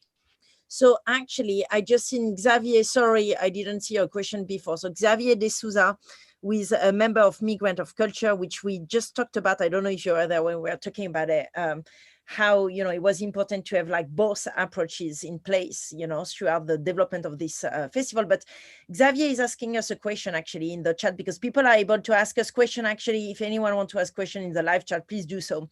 So Xavier is saying this is a nationalistic project born out of the hostile environment against migrants and the UK far-right agenda. Straight up propaganda. What are you doing to address that inside the festival? Who wants to take on that one? I mean, I guess it's going to be a tricky one to answer without actually sharing some element of the program. But I guess we try to elude, maybe, I mean, I don't know if anyone wants to take it, and then I can respond as well. But anyone want to take that nationalistic agenda and how we're going to work on it within the festival? I guess I would stress that that's not our agenda. I'll let you continue, Nelly, but that's not the agenda that we're bringing to this project. And actually, we want to make it completely the opposite of that. Yeah, but then also, like we were just talking before, and I don't know if Xavier, at which point did Xavier arrived or not into the conversation, but Aditi was talking about the power of the imagination as well, as a means to develop new form of practices, but also decolonial practices as we develop that festival through learning by doing it. So yes, to your point, like I think, you know, we definitely are well aware of the political tension of this country, and they are extremely complex. But like we said, like we're not really here to kind of judge people for their belief system, but more to actually offer a place and a platform for, you know, voices to be heard. You know, like a big part, at least something I can reveal here, is a big part of the way that we have composed the program and we are organizing ourselves as a collective is to actually bring at the forefront this idea of plurality. Not just an idea, I don't like the word, like it's not an idea, it's actually a work in progress, you know, plurality being the way that we are dealing with this festival and the program. So to actually like open, you know, open actually the programs to multiple voices to take place. I don't know if I'm doing I'm a bit fried at this point in my brain, so I don't know if this is really clear or not, but plurality, imagination, you know, and of course I cannot reveal the program, but the program itself I think is doing that and addressing that. But I want to make that clear to anyone at here that this festival is for everyone, and we are working towards actually making it open to everyone as well. We're not going to ask people to, you know, to show which side they are in the political realm, because I mean, personally, if it was to talk for myself, I don't believe in nation states. I never have. I'm an advocate to go well beyond nation states and to actually reinvent politics the way that they are being delivered by every single country on this planet right now. So, you know, I would be much more about the idea of actually using this festival as a means to test out new models and reinvent system as we go along. So that's kind of like where we are with that. I don't know if anyone want to add anything to that question, or Michael, anyone, John? I think it's an opportunity for us to put proof of the pudding in what we accomplish. You know, I'm pretty certain that nobody on our team feels much, if any at all, you know, identity with the idea of this being any kind of Brexit festival. It's so far away from what any of us think, and I view it as you were saying, as an opportunity to explore diversity and to be the exact opposite of the cliches that are abound around this this idea at this stage. So I think that we just have to lead and prove by example of what we deliver and what we do. And I agree with everything you were saying previously.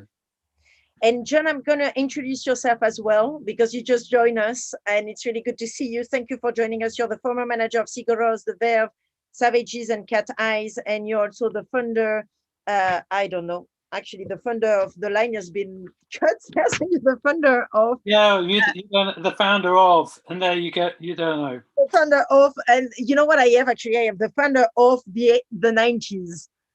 Oh, yeah. You're the founder of the 90s. You know, okay, well, that's an interesting one.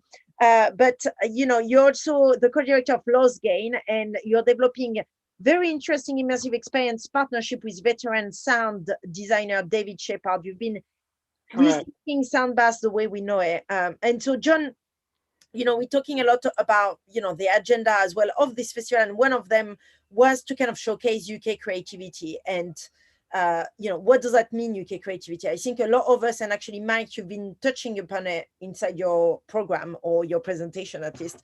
What is UK creativity? What does that means, do you think? And does that even exist? What do we think about it? Well, of course, I mean, the UK is famously punched above its weight over the decades in terms of its creative output, from low to high culture, I would say, and a lot of the most creative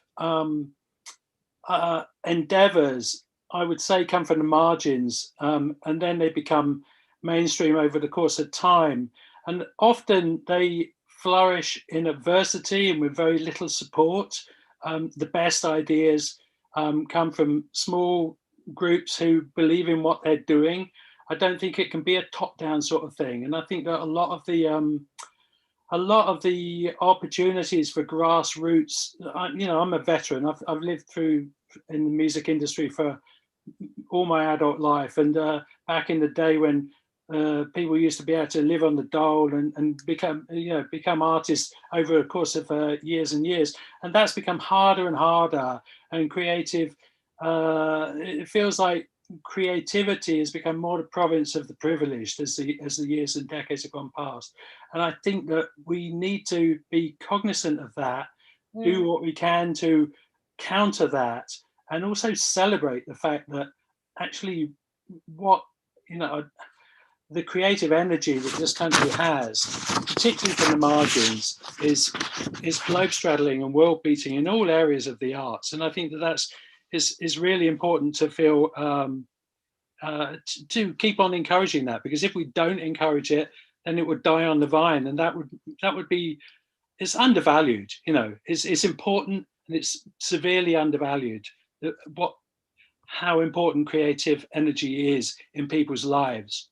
And once you get beyond having a roof over your head and having heat and some food in your belly, actually what culture and creativity can do is they provide a sense of identity and meaning for people within their lives. I think it's very hard to overstate the value of creative energy within the community. And John, so you're obviously part of this team as well that put together the pitch and the bid, and and I'd love you to tell us a bit about why you took part and what do you see as an opportunity there. So we understood that the idea of bringing culture, not just to, Yeah, well, I don't live in London, I used to live in London.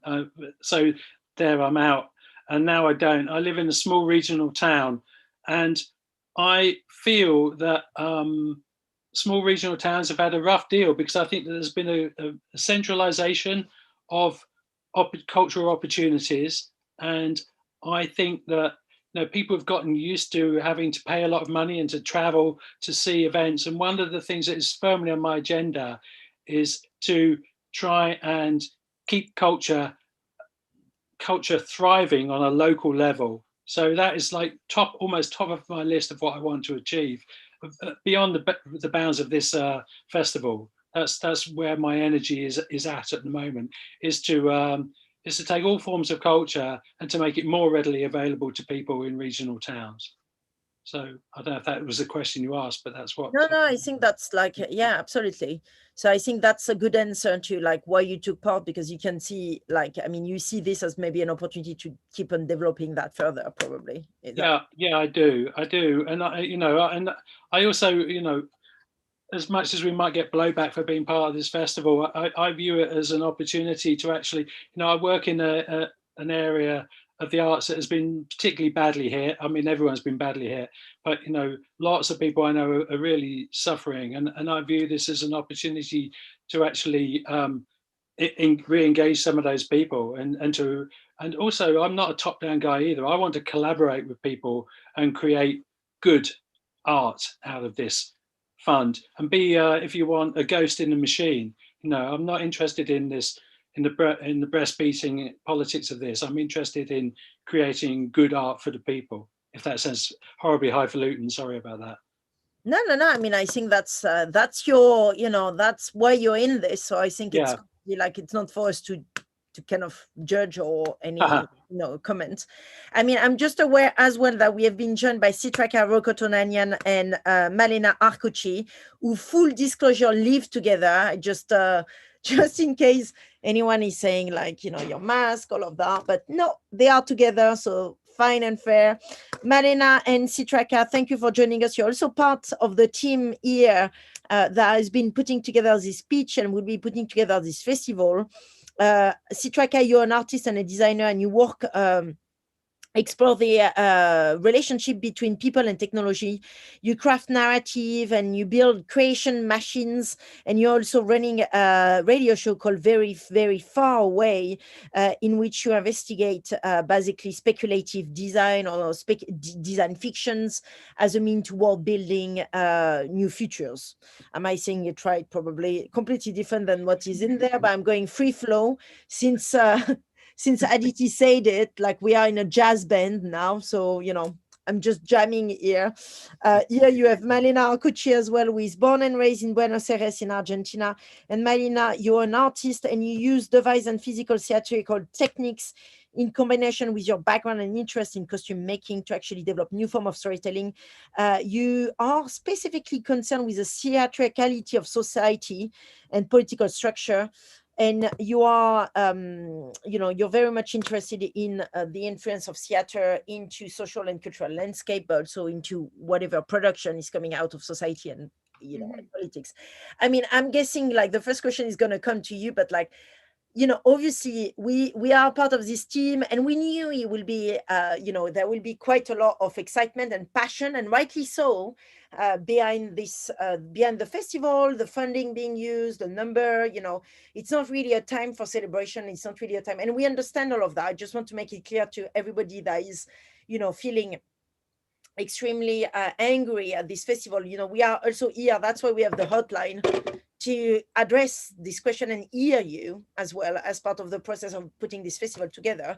But Malena, you know, you talking about theatrical, you know, society and, you know, the kind of the society becoming a theater in itself. Like, how do you look at this, being also Argentinian and having a complete different experience of politics and relationship with power and government and culture, you know, like the theater of the oppressed, which is a form of theater that came from Argentina, Augusto Boal. I mean, there is a lot of creatives that have been actually addressing political, you know, like I would say dynamics before. Yeah.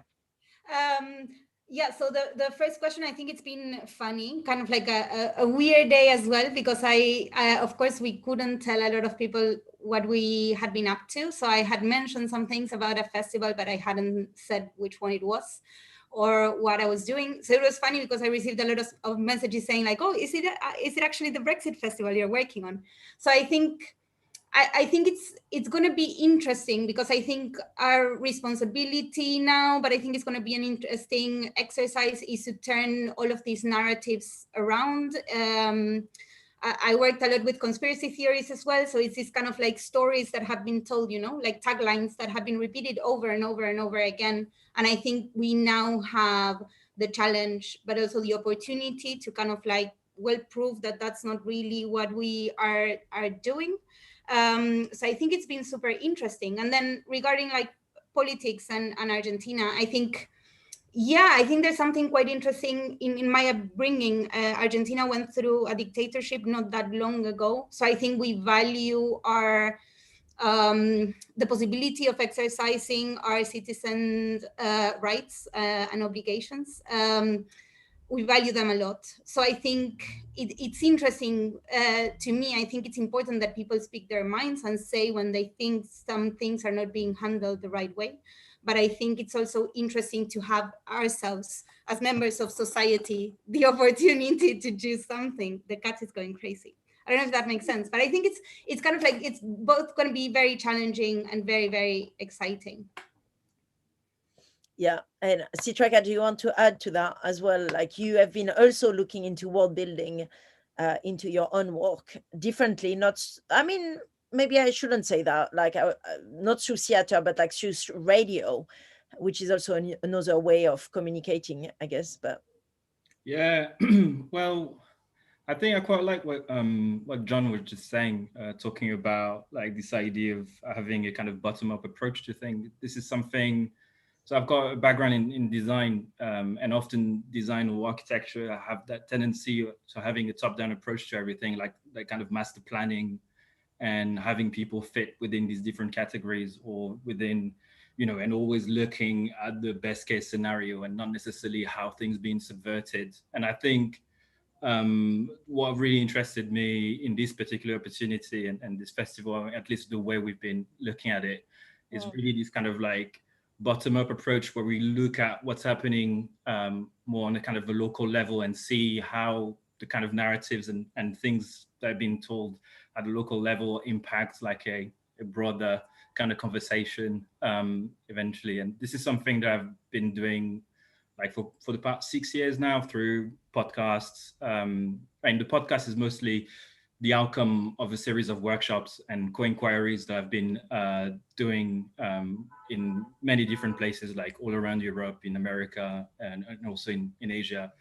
And the idea was always like to gather lots of people together and to kind of use the dynamic of the group to look at to have like multiple perspectives on a topic all at once or simultaneously, in order to kind of like look at a problem from different angles and eventually create a space where you can actually speak your mind, but at the same time able to listen to the others as well. So it's kind of like this kind of playful thing. And then eventually we were doing that as a form of escapism. And then eventually we realized that the conversations were like very interesting and that people had like, it wasn't only just like, we needed to find a way of disseminating these stories. And this is how we started doing this kind of radio thing, which was a really good format for us because it was easy, quite quick to put together. And really the content was coming mostly out of those conversations that randomers would have with us within this particular set of parameters. And I think without saying anything that we've been working on, but there's a little bit of that kind of like mentality that I quite really enjoyed, which has nothing to do, I think, with this kind of like the label of like Brexit Festival. I think this is like you use that label and then kind of like shut away a lot of people. And I do think that it was kind of like the opportunity of doing the opposite in some ways and subvert that. But I think it's important to also say to everyone who is watching that this program is in nowhere set in stones, and that to, the hotline, this kind of conversation, we're going to have them, I think, very regularly. I think we need to make it like a kind of a rule in a way that we are welcoming feedback, comments, thoughts, because, I was so amazed by the feedbacks and the conversation, like all day, like all the funds, like thought process, like everything that is coming. Like, I think it's so important that everyone feel that they can also talk to us. Like, I mean, obviously don't act as a stranger. Everybody has got my phone number at this point, so you can talk to me straight away. I'm going to try and engage all of the team to also share and drop their mobile number at some point, so you can just call them straight as well. So we can share the love all together. But I know it's kind of like taking it away a bit from public service, the conversation just there, but you're talking about radio. Malena, you're talking about, theatrical practices, but also conspiracy theory. Mikael, the taxi, and how taxi is being used to kind of, share music, but also share culture. I mean, we're talking about formats here, and obviously a big part of our thinking, developing the pitch, but of course, like I said, it was a 3 months period time, like it's nowhere, like if we find the solution. But I think, shall we speak a bit about formats? Like, what's the right format for delivering, I would say, meaningful experience? Anyone want to take this one on or? Yeah. That's a tough one. No, I think what I found interesting in the process, I don't think I have an answer. I don't think there's one format, but following on what you said, like the flexibility, right, and adaptability that this team is willing to have regarding the program as well in the next couple of months when we start developing what's going to happen. I think I quite enjoyed in our conversations the balance between participatory experiences, which allow for people to kind of like create experiences themselves and shape them and inform them, and events that have more to do with we're enjoying the art itself, right? So I think there's something there that for me is quite important, and that I found very exciting in working in the last couple of months. It's just kind of like finding that right balance, right? And also being open to listen that what is relevant to me living in London and coming from Argentina, but kind of like living where I live, might not be relevant for those living in other cities or other places in the UK. So I think it's been an interesting process in that sense. Yeah, I think what you're talking about, like this kind of flexibility, it's also like kind of built in the team itself, in the way the team grew, and like there's something very organic, and I think that's what makes it very kind of like, I guess, the format of the festival, at least the way we kind of like envisioned it, is very much following this kind of more organic relationship to the arts and creativity. I do want to add to that, Mike. Interesting thing about this project, really, I mean, is that we are looking at different audiences. I come from a design background as well, and usually when you engage with a particular format, because you know they will resonate with a particular audience, but now we are trying to touch as many audiences as we can and have them engage, and that becomes very interesting. And for me, it's interesting because, referring to what Alina was saying now, we are kind of like interested in how those formats or those mediums facilitate interaction and dialogue. And I guess that's really like the underlying theme in our whole project here. How can we install a dialogue, and how technology facilitates that? How can we facilitate access to information and dialogue? And that's one aspect of it. Another aspect for me that is interesting in terms of format is the convergence of formats. So what happens when you bring different formats in order to facilitate the conversation? And this is something that with the taxi, is something that we've been exploring for like 4 or 5 years. And I think it's an interesting time. I don't know what might be the outcome. And again, like in the design of this whole experience, it's important to have feedbacks and understand how people might be responsive to experience. But I wouldn't be interested particularly in one format, but in the convergence of formats and how technology facilitates that transition from one format to the other, in order to give a power to the viewer rather than having, a kind of like a unidirectional approach to the experience.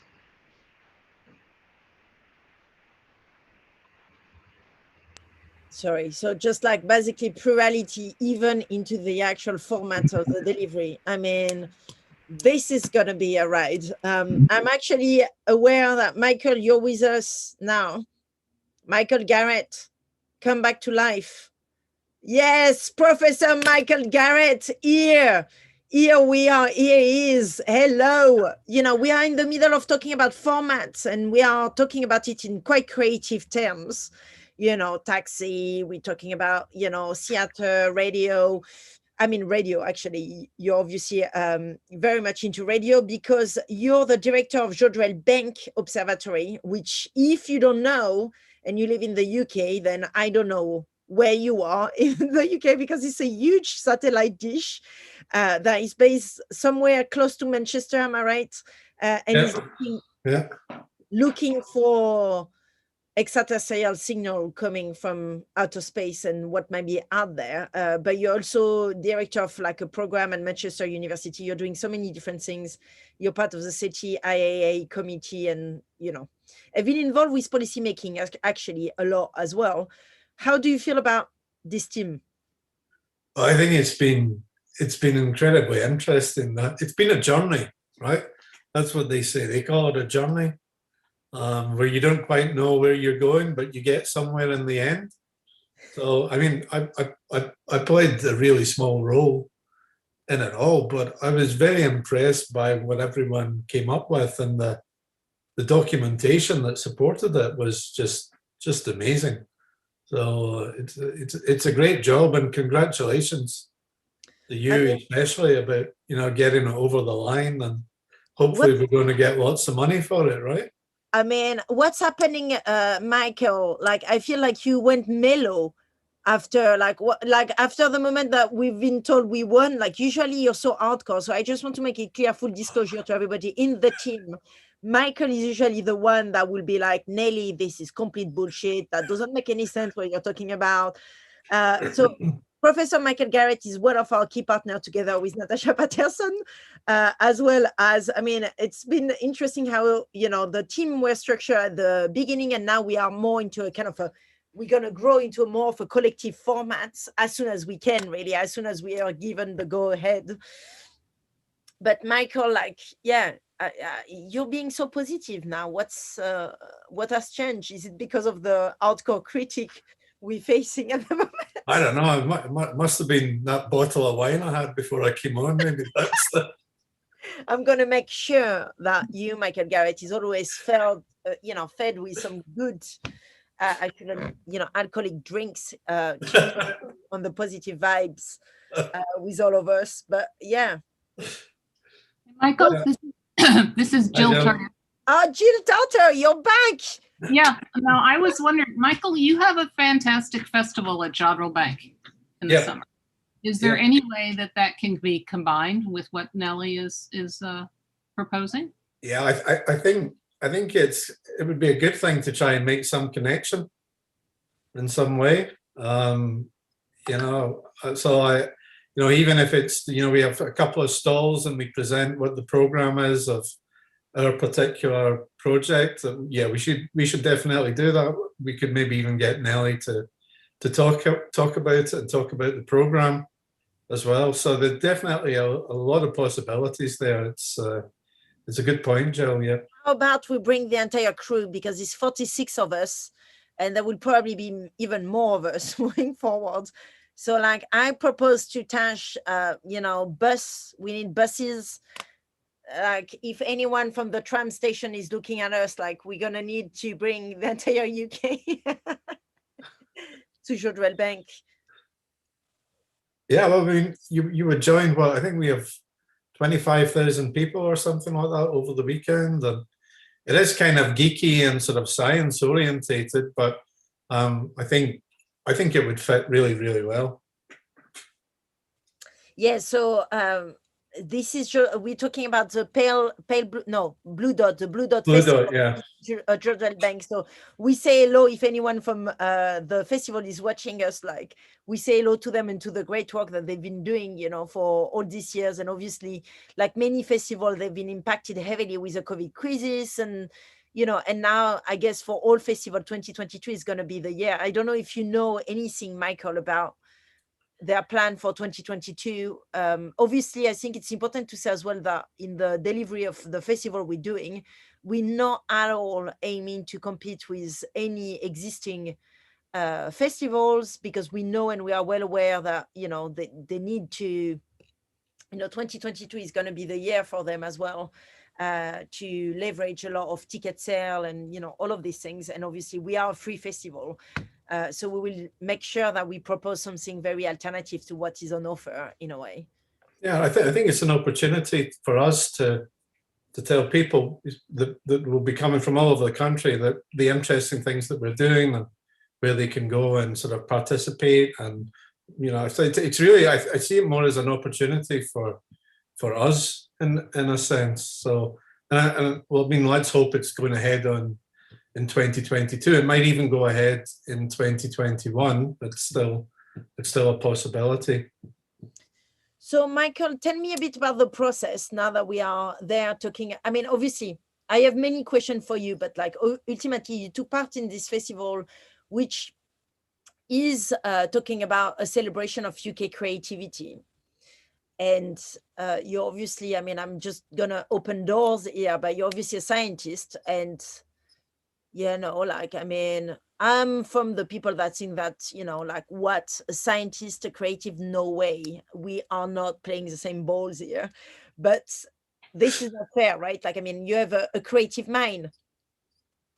Well, sometimes, yeah. So no, I mean, I think scientists, I mean, I think everyone's creative. It doesn't matter whether you're an artist or a mathematician or a physicist or whatever. I think, you know, we're born to be creative. That's the kind of species that we are, and we're creative not just in art, but we're creative in many different ways. And so I think that's the that's the trick that we have to play, is combining all those things together, and because people, people they find a whole variety of things attractive.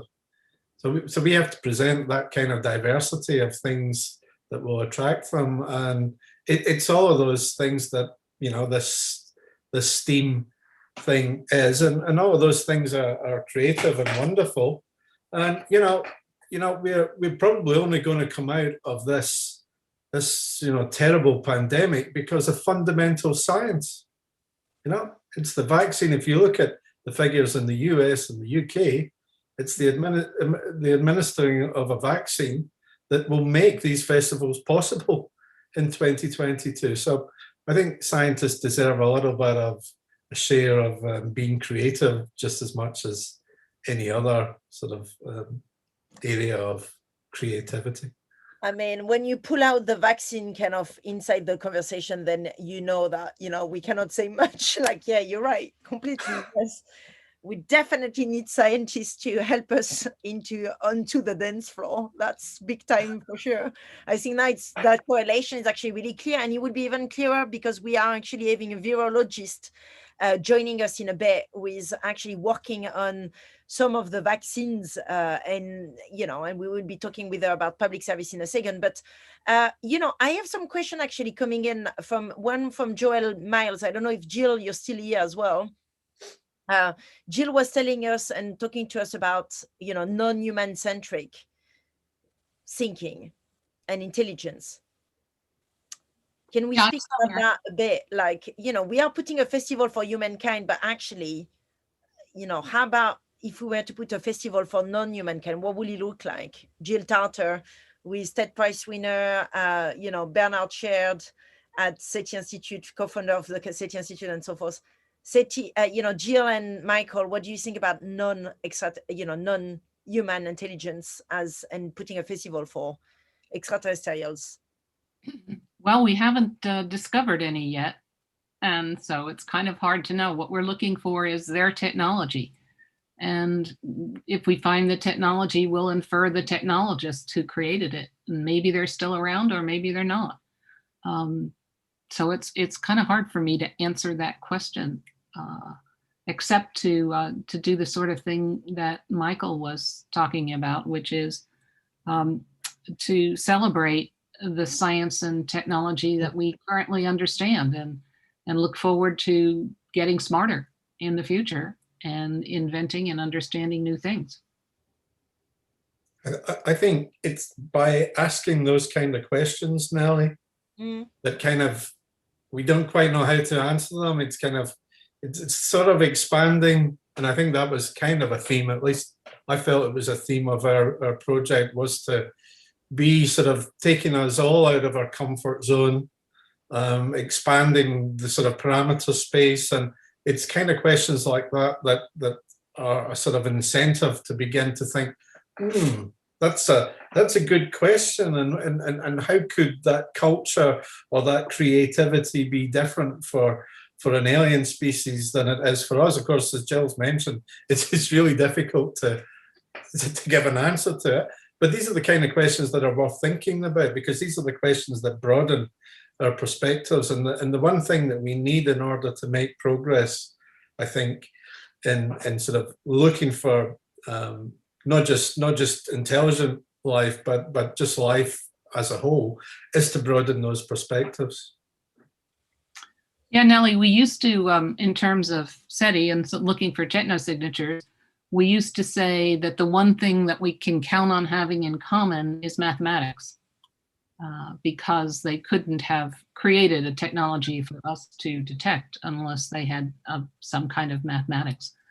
But now, as we understand the human brain a little bit better, it may be that our concept of math is really shaped by the nature of the human brain. And while they might have mathematics as well, their mathematics might be totally incomprehensible to us, even though they're talking about exactly the same thing, adding two numbers together, dividing two numbers. It's we don't even have that pillar on which to build our understanding of what we might find. I mean, I always find it so important, like in a way it is an inspiration throughout, right? The kind of the process that we are going through in a way, you know, Aditi just earlier was talking about us putting together this festival as a jazz band and a jazz ensemble where we improvise as we go along. And to some level, like, you know, my experience obviously working with you, Jill, or with you, Mike, you know, at the SETI Institute, or, you know, at different places within SETI committees and so forth. SETI meaning in search for extraterrestrial intelligence, everybody. We, you know, it's always is about trying to, you know, I mean, it's not that you are improvising, but to some level, it does require mind expansion, as in when you're looking for something out there that we don't know what it is, like you mentioned, a techno signature, which will mean that there is some technology that has been sending this signal, so therefore an intelligence, which might be an extraterrestrial intelligence. You know, you need to start looking. So for example, when I am at the SETI Institute, you know, one of the neighbors is looking for whales and how whales communicate between each other and how that might inform a certain type of frequency that we might be looking at, you know, on the telescope.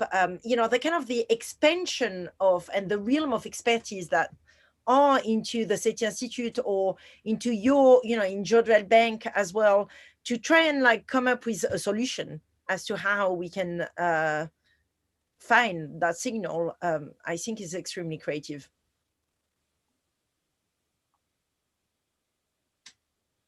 Anyone? Jill, Mike? I think we agree, yeah. Okay. Any thoughts about, you know, formats, creative formats to actually engender new form of creations, and also public service? So yes, let's go back to our main topic, public service. Mike, how do you feel about that? Like, obviously I wanted to have this conversation so we can bring back nightlife.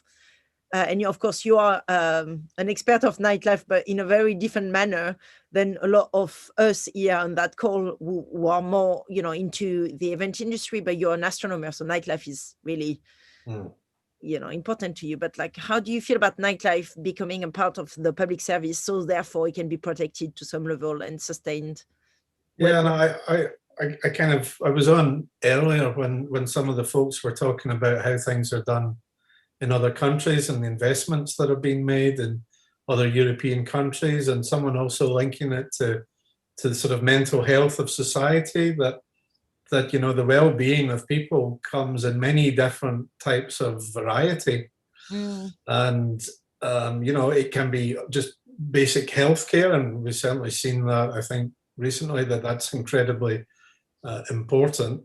But I think we're also seeing that, you know, the mental well-being of people is equally as important, and that we need to, I think, also think about how we try and, you know, make sure that people are sort of healthy across, you know, many different sort of areas. And so I think nightlife and people being able to enjoy themselves and to expand their horizons and their understandings and make them encounter things that they wouldn't normally sort of encounter in a normal day, that's all healthy.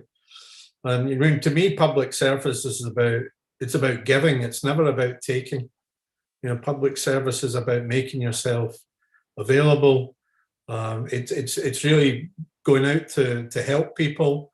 Sometimes it's about leadership, but that leadership is usually about giving other people the opportunity to go forwards. So I think all these things that are behind public service, we see them in sort of other walks of life, when we're working, when we have management, when we have leadership. All those things are really important, so we can, I think, educate ourselves to move forward as a society and a civilization. And I think, you know, this nightlife concept is one which I think hasn't been talked about enough. Recreation and recreation that's really a different experience, maybe from, you know, just going to the cinema to watch a well-known film, something that really stretches us in different different ways. So I think it's a very good idea, interesting idea. So while you were talking, I just realized obviously I have the flag of the earth here, right there, and I have a European flag down there. And I remember us talking a lot about that conversation about flags, you know. And Mike, I wanted you, before you go, you know, like a big chunk of the critics around the festival was this idea that there will be people with flags. I don't know where that's coming from. Maybe Malena, who is into controversy, not controversy. I cannot find the word. Counterfeit, not conspiracy theory. Conspiracy theory. Yes. So obviously, you know, and just lately, I don't know if you've seen that, but there was this comment about someone with obviously one of the minister having a flag inside, you know, when he was delivering actually some kind of feedback on the BBC. What do we think about flags? Well, I don't like flags at all, I have to say. And it really annoyed me that when we went through that R&D phase, that the minister that spoke to us had this big Union Jack on the back. So I think we should be avoiding flags, to be quite honest. Whenever I see flags, I think, I mean, I just don't like nationalism sort of in general. And flag waving to me is, you know, we're all one family here on this planet. That's one of the things that SETI tells us, you know. And when you get above the surface of the planet and you look down, even from a few hundred miles, you don't see any lines that demarcate one country from another.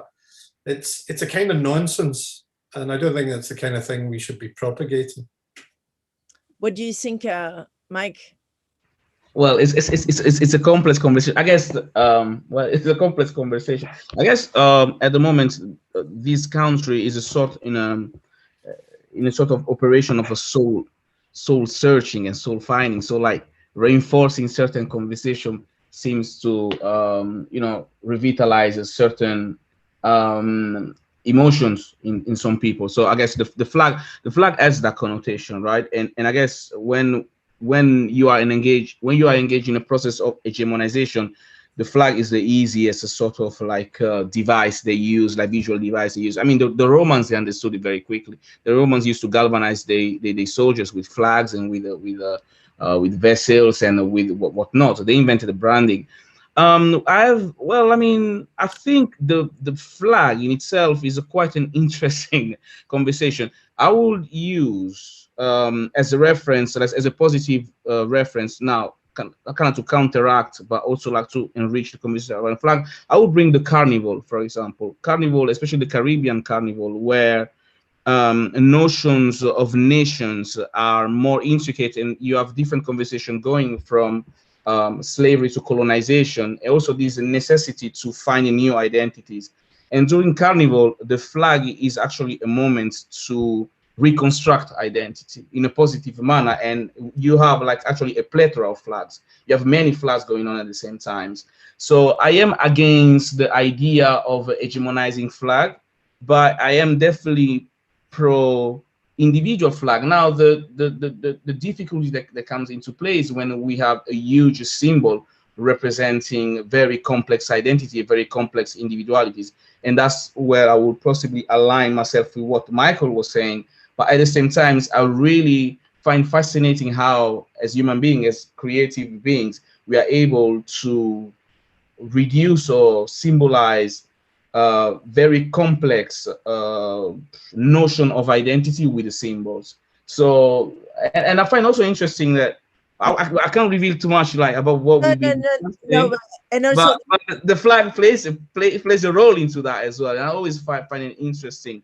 It's an interesting conversation when it comes to geographies, especially, and so that's where I am interested, and especially looking at my continent, how, for example, like the colors of like the green, the gold, and the red, which are kind of related to the imperial Abyssinian empire, has been kind of reappropriated by all countries. They were trying to find a common destiny, and the common destiny actually doesn't exist, right?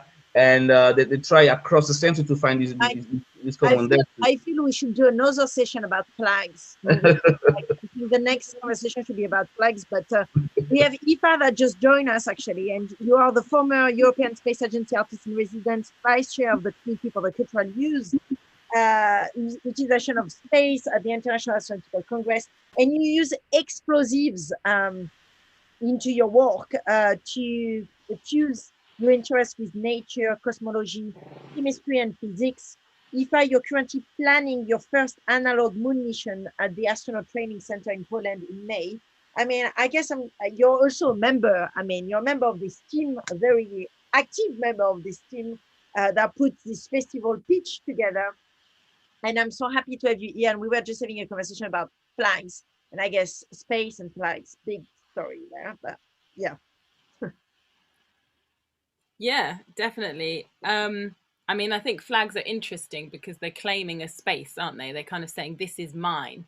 And it's claiming a space for, and I kind of think this, it's a similar thing when we talk about, I mean, we work in the arts and space industry with people putting artworks on the ISS and putting artworks. And there's this whole culture of the first thing in space, like the first pizza in space, the first, you know, artwork on the moon, the first artwork in a certain place, or, you know, they're sending something up to the ISS and getting it back and going, being like, it's been there. And you think, well, why is that? And it's the same reason we want to put a flag at the top of Everest. We want to say, this is our domain, this is our space. And I think artists have to fight for that quite hard because, you know, the space industry is really the realm of science. And in a way, so it should be, because that was its premise. But now there's a whole other era happening where we're going to be going to, you know, you've got SpaceX and Dear Moon and all kinds of projects happening. So it opens it up to the rest of culture, really.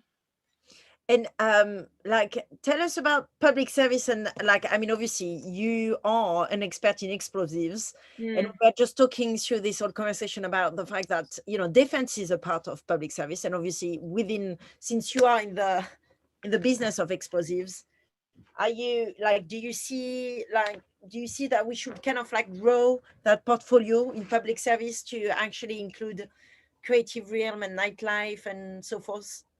Or do you see like, no, you're just fine with public service being defense and healthcare and education? No, absolutely. I mean, public service is culture. I mean, we have to evolve in our cultural abilities, and if we don't do that, we won't be happy and we won't be humans. You know, we won't be the best people we can be. I think, you know, what would we live for? Well, that's the famous quote, isn't it? If you don't have the culture and all the amazing other things, then what's the point of defending a country, or what's the point of defending any kind of space or land or our lives if we don't have an amazing life to live? So or the potential for that. I mean, I think in terms of running a festival and, well, explosives, what I find with the explosives especially, and I think about this a lot in terms of the responsibility that you have to provide, what you're providing to your guests and to your participants. You know, they're going to come to your festival and they're essentially handing themselves over to you, and you are going to lead them on a journey. Included to you, you mean to us?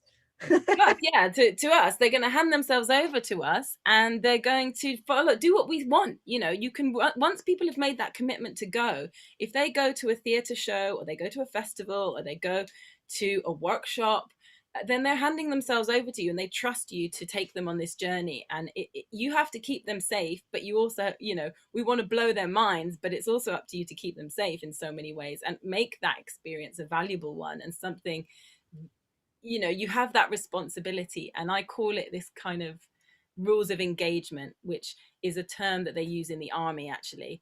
So going back to military, so yeah, the rules of engagement.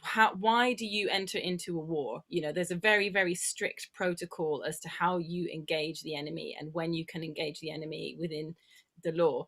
And for me, the rules of engagement in terms of a kind of engaging the public, it's like, well, you really need to examine what it is your purpose when you take them in. And from then you can start to you know, manipulate different factors and different variables in order to give the kinds of experience, but all the variables can create very different outcomes. So I break these down and I kind of look at what kind of factors you've got. And I think what we've done is we've got all these incredible teams who are breaking down the different elements and the different factors of how to reach people, what the experiences are going to be like. And I think it's really exciting because we have got such a varied range of experiences that we're going to offer people. It is really going to be an adventure when they come. But not only that, that we are really getting to the root of so many questions, I think, that people have in their lives, that we all have, you know, like. And with that in mind, we're gonna welcome Hussein as well to that kind of virtual stage, like complete madness. Eva, thank you so much. And I'll, we're gonna do another session on flags probably soon, and another HOTLINE as well. So there will be more. But Hussein, you are a producer with more than 6 years experience in events and experiential industry, delivering impactful, sustainable campaign and project within the art, culture, live music, and immersive category. You've been organizing talks at the House of Commons and running club nights to multisensory experiences, and you always find a way to create purpose-led, thought-provoking experience for people. You've been doing so many cross-community engagement projects, and you really are interested in social change and impact, and we're so grateful to have you with us. And you're also part of this team. You've been involved with this speech, you've been involved with the whole project, and you're going to be involved, of course, in the delivery of this festival moving forward. So, you know, obviously we're having a conversation about public service, about the event industry. How and why did you take part into this festival in the first place? Well, thanks for having us on this call, and thanks for bringing me on the team. I was one of the last people to join the team, I guess, and it's been a very interesting journey. I mean, the whole sort of preparation of the pitch, the delivery is really exciting.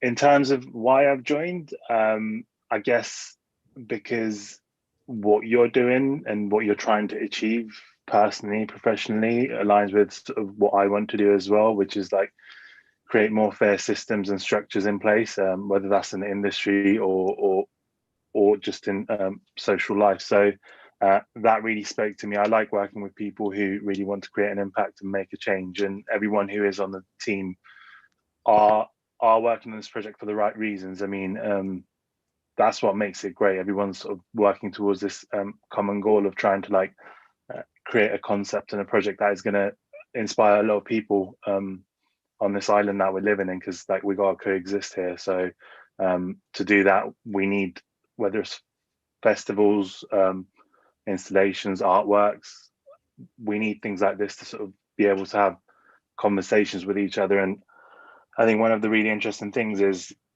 that I've seen today, especially on Twitter, was there's a lot of people scrutinizing the festival, Festival 2022, or they're calling it Brexit Festival. But you've reached out to a lot of people saying that, look, I'm here to have a conversation, which is an amazing thing that you're doing. And people don't want to have a conversation. And that's a bit of a challenge, because I think society at the moment has like a very high level of paranoia and like distrust towards anything and everything because of sort of things that we've been through, and that makes it very challenging. But we need to speak to each other more often, have conversation, ask questions, understand why we're doing things. What is, it's almost like we're living in a post-truth era where like people don't care about facts anymore, which is a bit crazy. I mean, this festival is not Brexit Festival, it's something that is completely different. So yeah, it's been an interesting day, I think, on social media, how it resonated within people. But yeah, I'm here to make a change and sort of inspire people who are living on this island, create experiences for people, essentially. Yeah. So you actually, we have some kind of chat conversation going on into the Zoom there, where Natasha Patterson is saying that Olympics have hundreds of flags, and Michael Garrett is responding, lots and lots of flags would be fine. You know, how do you feel about that? You're saying, I don't know if you were there when we were talking about flags just earlier. So I'm having, by the way, I just want to say a few words about this flag. This is the flag of the Earth. I don't know if Jill Tarter is still on the line and want to talk about the flag of the Earth. I have it somewhere, but Are you? No? So this was created in 1970, and it's actually, well, you know, it's supposed to represent the Earth at the center, which is actually maybe shouldn't be right in the center. But you have a segment of the large yellow circle will represent the sun, and the small circle is actually the moon. And it's also being used a lot in the search for extraterrestrial intelligence as part of the League. What do you think about, you know? Nelly, that flag was created by a farmer called James Cadell, and he wanted NASA to plant that flag on the moon rather than the flag of the United States. And of course, you know that didn't go anywhere, but yes, that's trying. That's really interesting. So that was an alternative to the American flag going on the moon. Right, and it is a way of trying to represent a much more cosmic perspective than a national one. So here you go. This flag, everybody is staying in this office. I think that's a good message out there. I think in terms of flags, I mean, flags as a concept is something that I don't sort of stand by. I really don't like the idea and the concept of flags just because I'm not a big fan of the nation state model. So these two things go hand in hand. It's just a representation of state violence at some capacity. Like to have a flag, some people have been oppressed to have that flag, and it's often glorified. So to me, like most flags at least don't have any glory to them. So I personally, I don't align myself with any sort of flag. I don't feel any sort of way. But if people want to have a flag behind them while they're talking, whoever they are, they're more than welcome to. That's their business. Thank you so much, Hussein. And actually, this is going the perfect time to actually welcome Priya. Priya, you're a curator, a writer, a commentator, and you're currently the head of curatorial at the Design Museum. You specialize in the dissemination of ideas about contemporary design and Indian culture through curating, writing, and art management. And in 2018, you were the deputy director, editor of the monthly design magazine as well, called Icon. You've been doing lots of different things, including creating the Indian pavilion at London Design Biennale, held by Somerset House. You're obviously now in a position where you're part of the Design Museum, and you're effectively working within the understanding of, British culture. What does that might mean? Heritage, all of that conversation we're having and all of this reaction behind the festival. Like, it's a multi, all-in-one question here. How many minutes do we have? Hi. That's so much to say. But this idea of British culture could not be more contested than it is today. Like, in every respect, we've come out of Brexit, we're in the middle of a Black Lives Matter movement. We're in a cultural sector that hasn't caught up with all of these things yet, slow to move. And, on the brink of a festival, which is supposed to define this idea of Britishness. How do you go about that at this really fractured time? I think there's a lot of skepticism about what this festival, dare I say, of Brexit means. And I have to say I was more of a skeptic, but you've won me over. So I think it's going to be more interesting than it set out to be, or Theresa May perhaps envisaged. But I think to be successful, this festival is going to have to hit home about some truths about British culture. I think it has to be honest about its fractured nature. And I think it has to tackle some of these issues explicitly. We can't be doing this tiptoeing around them anymore, can we? And I think that's what a successful festival will do. And there was a piece today in one of the papers that was talking about and I know that you won't be doing this, but it was about the festival will include some stuff about British weather and all of that. We just can't be talking about these cliches anymore, can we? We need to shake it up. We need some mischief, which I know you'll provide. I mean, I'm hoping that once the program are going to be revealed, hopefully things are going to be a bit clearer. Because to be fair, I mean, I cannot say anything obviously just yet, but the team that is developing the project on British weather is so much more than a cliche. Trust me, that's good. It's very, very interesting and very forward-thinking project.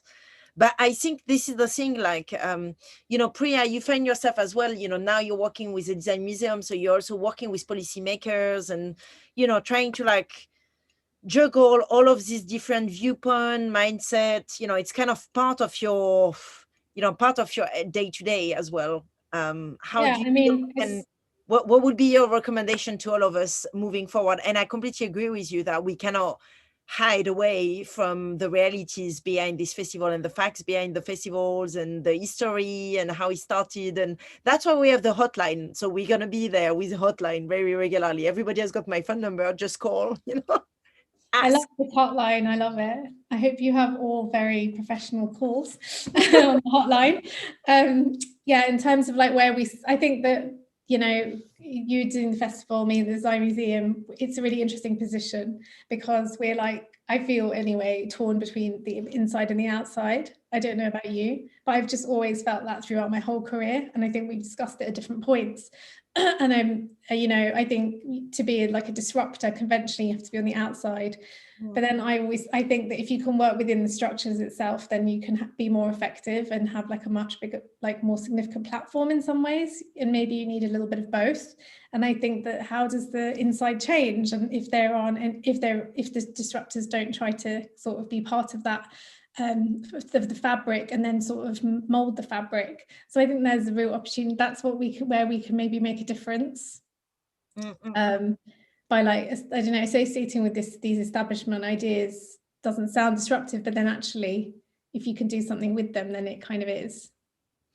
Well, thank you so much, Priya. Thank you for sharing some thoughts with us, and definitely we will have more conversation together about how we can do that, how to achieve this very, you know, difficult, you know, I would say choreography of being both within and outside the existing, you know, structures that are available there. I guess. Thank you. Thanks for having me. Thank you for joining. Merci. And now we have actually Pierce that is joining us from the team. Pierce, you've been involved through the process. I'm not gonna reveal how, but obviously, you know, it wouldn't take a genius to know that, you know, given the fact that you're an expert in building incredible experience at WonderWorks with your company, you know, somehow I wonder how Pierce has been involved. But anyway, Pierce, you have been with, you know, you've been with us for 30 years, I was gonna say, but no. Hooray!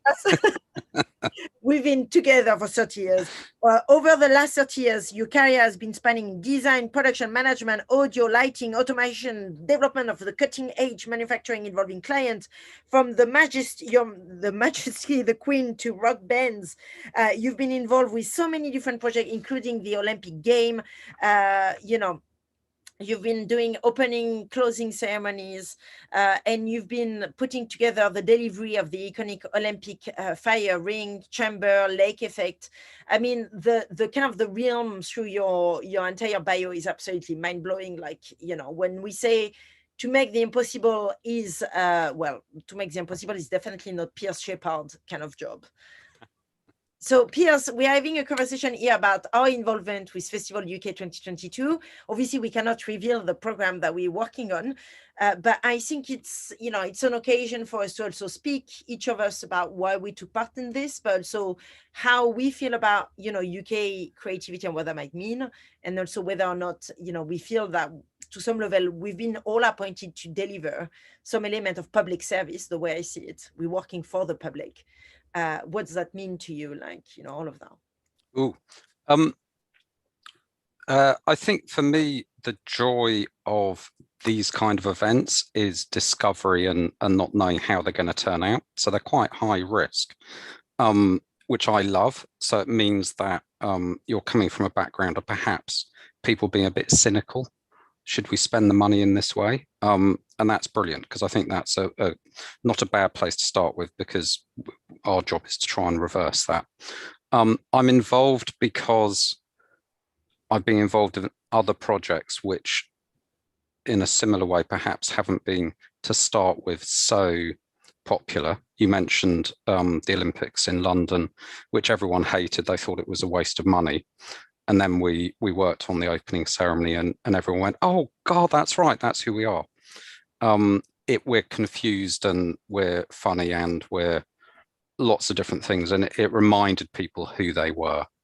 So maybe it's an opportunity to look forward and take account of who we are culturally and offer some ideas, and they're going to be difficult and not always easy, but I guess my job is to make it big and spectacular and land something that you really feel strongly in the way that we do it. So yeah, I think what probably I would want to be involved, because you don't want to miss it. You don't want to be on the sidelines of something this big. You have to be in the middle of it, and then you can do something with it. It's too easy to watch these big projects come and be cynical from behind the scenes. You need to be in the middle of it and going, yeah, come on, we can do something. We can turn it around. And in terms of public service, I think in my career we split between jobs which are funded by tickets, and that's fine, or sponsors, so commercial, that's great, but you always have to keep an eye to what the profit is, or what the company wants to do, or what the sponsorship message is, and that's really dangerous. These kind of events are great because I don't believe there will be huge amounts of influence coming from the bigger team, so we get the chance to really put something on which is edgy and perhaps difficult, maybe ideas which are difficult. I caught that last conversation, and I agree, that's exactly what we should do. And I think if you can do that in this public realm, when the money is coming from essentially from the public, you could never do what we're going to try and do if it was funded by a big corporation. I think. I don't think they let you be quite as edgy as we can be. I'd hope, in a way. So, yeah, my career has been a mix of both, of doing publicly funded events, which have been great, and also private events. And it's probably, you need a bit of both. But if you want to do really difficult work, I think you have to do it perhaps in a more subsidized way, like we're doing with this. So that's a really interesting point that you're making, actually, that, if it was a brand actually supporting this festival, perhaps the kind of the freedom of thought would not be actually as possible as it is there. You're going to risk annoying people, and that's because they paid their money and they want their exposure, and they don't want to be associated with something that is high risk. So you're never going to do something. That's not entirely true, but I mean, it's a bit of a generalization. But most corporates don't want to be involved with something that could go wrong. So therefore, they tend to be more conservative. Let's just hope it will not go wrong. But then, like we just discussed before with Aditi, we are doing a bit of jazz here. So yeah, you have to. But all creativity is for it to really land well.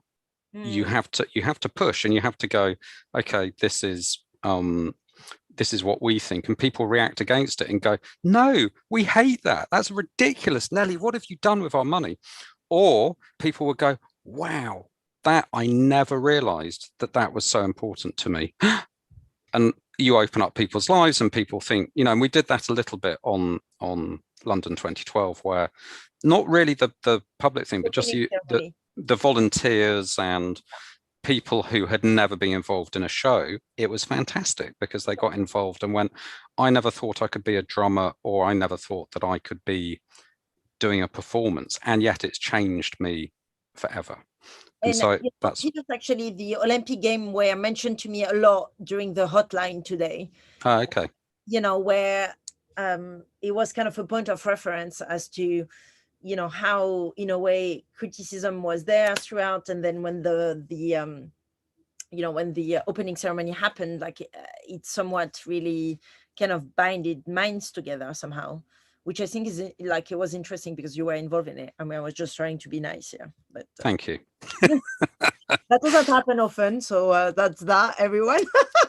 No, I'm joking, but look, Piers, we were supposed to be joined by Mirik Milan, but I don't know where he is. So I'm going to still talk a bit about him, and to some level, I'm sure you can respond to some of that as well, because Mirik Milan, and I don't know if he's going to join or pop up, but at least I'm going to kind of like just breathe some ideas there, but he's a global nightmare advocate. And I think a lot of people don't know that there is a daytime mayor and there is as well a night mayor, someone that is in charge specifically of nightlife.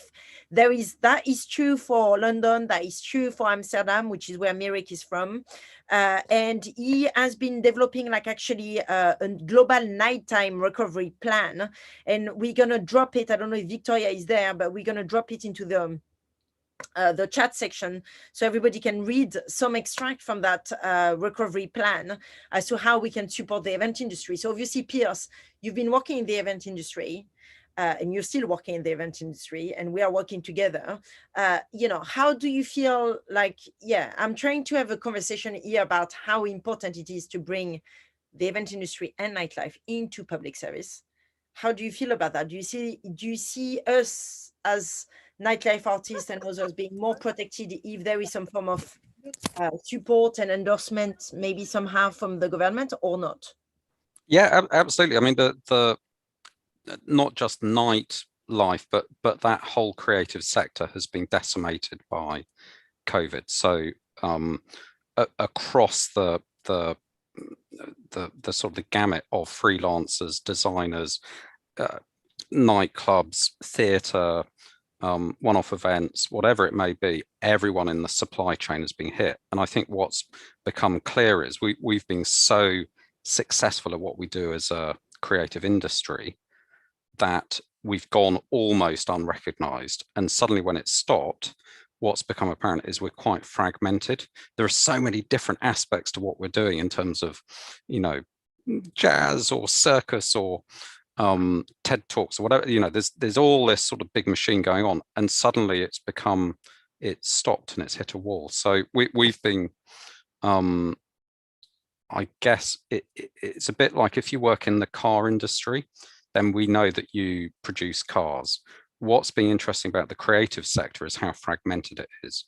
Music touring, we do a lot of work with music, and I know some of the team do the same, but it's so fragmented, it's very hard to support. And I guess the one thing that's come out of this is having a cohesive plan for government to understand us. And when you say the arts, the government go, yes, there's the theatre. And we're all screaming, going, no, it's not theatre, and it's dance, and it's movies, and it's one-off events, and it's music touring across the world. And that network is really specialist. It's a really rare thing that we have in the UK that's been developed over, hundreds of years from Shakespeare's Globe all the way through. And that is really special. And we should try and we shouldn't lose it, because if we do lose it, it will be very hard to put it back. And I think the government probably have paid lip service in some respects, so that they wanted to save the venues because that seems like what you should do.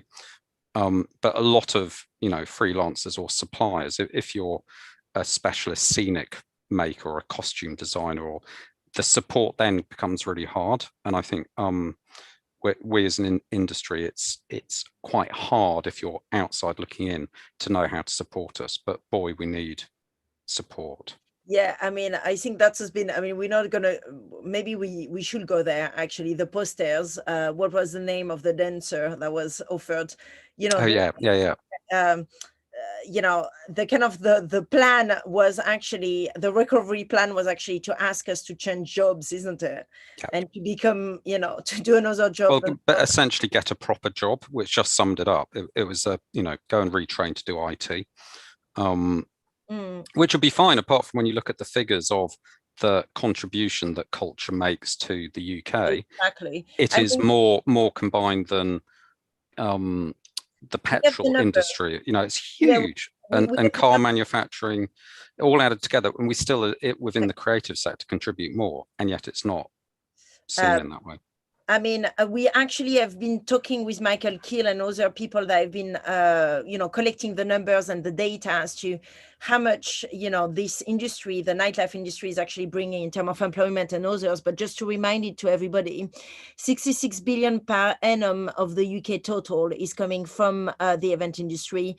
That is bringing together 300 million people. UK nighttime industry account for almost 8% of the UK employment, and bringing rundown across, back to life, employing 1.3 million people. I mean, that's one of the realities, and the other realities of that is that 65% of these businesses have had to close down due to no support. And actually, Mikael was telling us that only 12 nightclubs across the UK managed to get some funding out of the Cultural Recovery Fund. But having said that, it's my greatest pleasure to welcome here someone else that is joining us to add to the conversation about public service. And this is my greatest pleasure to have with us Inwen Eke. Inwen, you're an experienced designer, researcher, and artist, and social game maker. You invent spaces for adults to play. And that, I think, is amazing. Playing, the role of play into not only into play directly, but like into also policy making, how important that is. You are rooted in London, but you sit between the intersection of play, digital technology, and so forth. And you champion human connection, social adventure, and you give voice to include Black and brown frame of reference alongside those that already exist. I mean, Inwen, what do you think about the conversation we are having here, which is about public service, the event industry, nightlife? I mean, I feel like to some level you have also another campaign here at stake, which is how important we should bring in play into the, play as maybe a part of the public service, part of the essential need for citizens. Massive long introduction, sorry. Thank you. Thank you for including me in this conversation.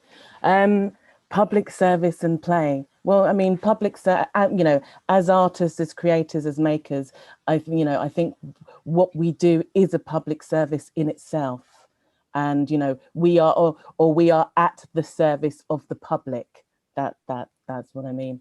Because I think that what we're able to do is to sort of bring the sort of invisible imagination inside of people, and bring that out and create these new realities that can sort of help us sort of think about new ways of thinking and new views. Because I think art and creativity and imagination has that capacity to explore new understandings and new ways of thinking. And I think that's really what we need now, especially sort of in this time of COVID, because really we're sort of in a space of sort of collective trauma. So, part of public service to me is how can we address that? That's really is important actually to what we were discussing, through the hotline and the making of that festival is, ultimately it's coming at a moment and at a time where, there is this collective trauma and it's very clearly there, and it's very well acknowledged in families as well that have broke apart because they didn't agree politically and so forth. And so now we have this really difficult task to put together this festival. I mean, you've not been a part, full disclosure, like we have, many people here are joining us that are part of the team, but also are experts in the creative industry or are experts in STEAM, and each are bringing different conversations to the table, but you weren't part of that pitch at all. I just want to make that clear. But what do you think about the kind of the reactions that are happening around that festival UK 2022 and us, and the fact that we're gonna have to like I make it sound like if it's a burden. It's not. I feel really honored to be a part of, like for me, working for the public, doing that public service that we were talking about. But I mean, where I can comment is I think that there are so many conversations that need to be had, like things are being voiced from the public, and those concerns maybe just need to be addressed, because I think with public service, and in public service, that means it needs to be created with a citizen's voice, because meaning is created socially. So, you know, those voices need to be heard. And in the core of your project, as I've been listening, and I understand that it is, but sort of in the core of all of these public service projects needs to be sort of, you know, the citizen's voice, not just as someone listening or talking, but actually in part of the creation. And that's, for me, is sort of all the way through. So that starts at discovery stage. So, you know, like at every point of the process needs to be this citizen voice. That's really, yeah, amazing piece of feedback for all of us there, Inwen. And what about play? What do you think about play? How can we bring in play straight at the start, do you think? Well, I think, you know, I think the connection that we spoke about, play, and like I'm currently sort of in the process of delivering a play project in Hackney, and I think that play is, yes, the project Can We Just Play is my project. And it's really all about, you know, sort of about how do we get everybody in the room to have the conversations. And, you know, when we talk about policy and we talk about government, and then we talk about, you know, hierarchy and language, and, you know, I think this is the same for any groups, any mix of groups that are coming together. How do you get everybody in the room to sit down their titles, to sit down the knowledge that they think they're bringing, and just sort of start with connecting as to each other as human beings? And for me, that connector is play. That's a great leveler to put people in a place to then be able to start exploring other conversations and topics. Thank you so much, Inwen. And actually, this is the, you know, here we go, another, you know, important voice of, well, you know, I would say voice of feedback and conversation that we're gonna have to put in together. Sorry, I'm like obviously completely fried at this point. You know, I've been on this call since 10 a.m. in the morning. So now we are going to collect the 11 hours in 11 hours and a half. I cannot even believe that we can, you know, the brain can still function after all of that, but this is still happening. Inwen, thank you so much for sharing with us your thought on play. And actually, Ranjit Atwal, you're with us today, and you were part of the team that put together the project Pitch. I'm not going to share how, but here you were, you know, definitely involved somewhat with marketing and communication, given the fact that you're a freelance marketing and communication professional with over 20 years experience across the cultural and creative industry in the public sector, charitable venue, festival, commercial, including 5 years of international renowned roundhouse and leading operation and communication in the world largest river celebration that was the Thames Festival Trust.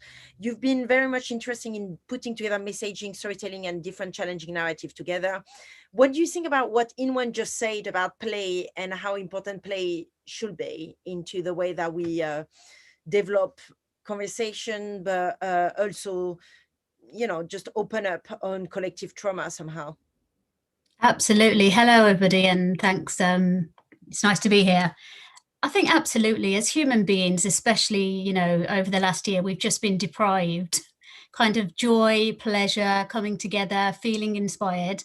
And that's what we're talking about today. You know, I haven't looked actually at a lot of the press that's come out today. I'm glad I've been quite busy, and I'll digest that tomorrow. But I'm sure the notions that we've all been facing have been coming up, and I guess what a festival does that's really successful, and it brings people together, it inspires them, it lifts them up, it provides collective kind of expression that we all are going to really need.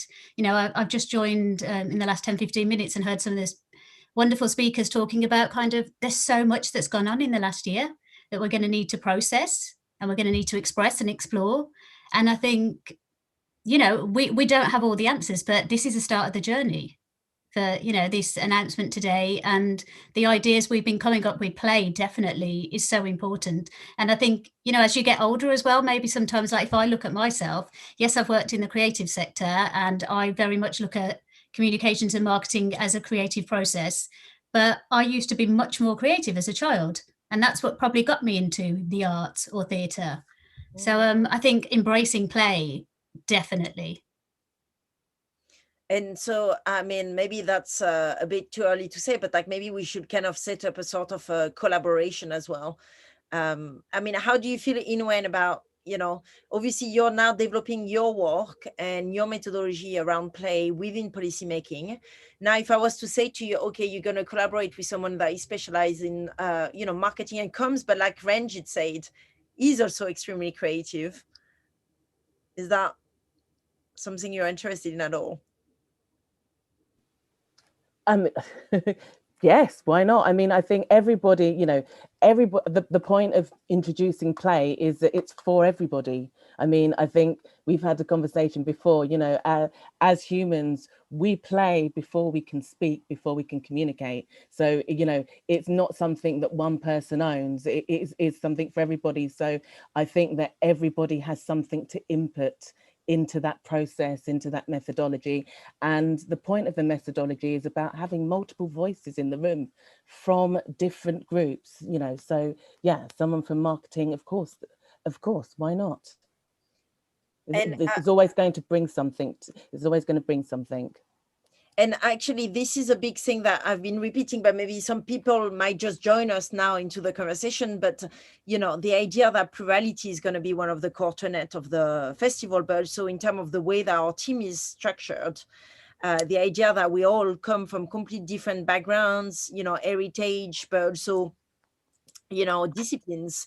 And that means that you kind of like make it for a really rich conversation, and also a very challenging one as well, because I think we are regularly kind of like, just figuring out as well our place into the building of that jazz band. I love the fact that Aditi was saying that we were building a jazz band or an ensemble somehow. Mary-Kate Morris, Dr. Mary-Kate Morris, let me know if you have to run back to the office, because I'm aware that you were like, you're meant to be in 5 minutes more, but like, if you want, I can start to get you straight there, because whatever. I'm enjoying listening to the conversation, so go ahead. Because you're in 10 more minutes, but if you're okay and if you don't have to run back to the lab, you are virologist right now on this line. You're developing and working on COVID-19 and the many different variants that it has. And I know you're extremely busy. Not that the event industry is not busy, but I know that you have to do very important work for us to actually put together this festival next year. So, I'm aware that I don't want you to just hang in there. Do we have Tom Pursey with us as well from our team? Hello, yeah. I'm much less busy, so if Kate wants to go for it, then please, I don't mind, I can wait. And I think she just said she was happy just to stay with us for a bit more. So, Tom. Absolutely. Tom, you're one of the founder and the creative director of Flying Object. You're also developing Experience video and digital agency, working with brand and arc organization, including Twitter, British Council, and YouTube.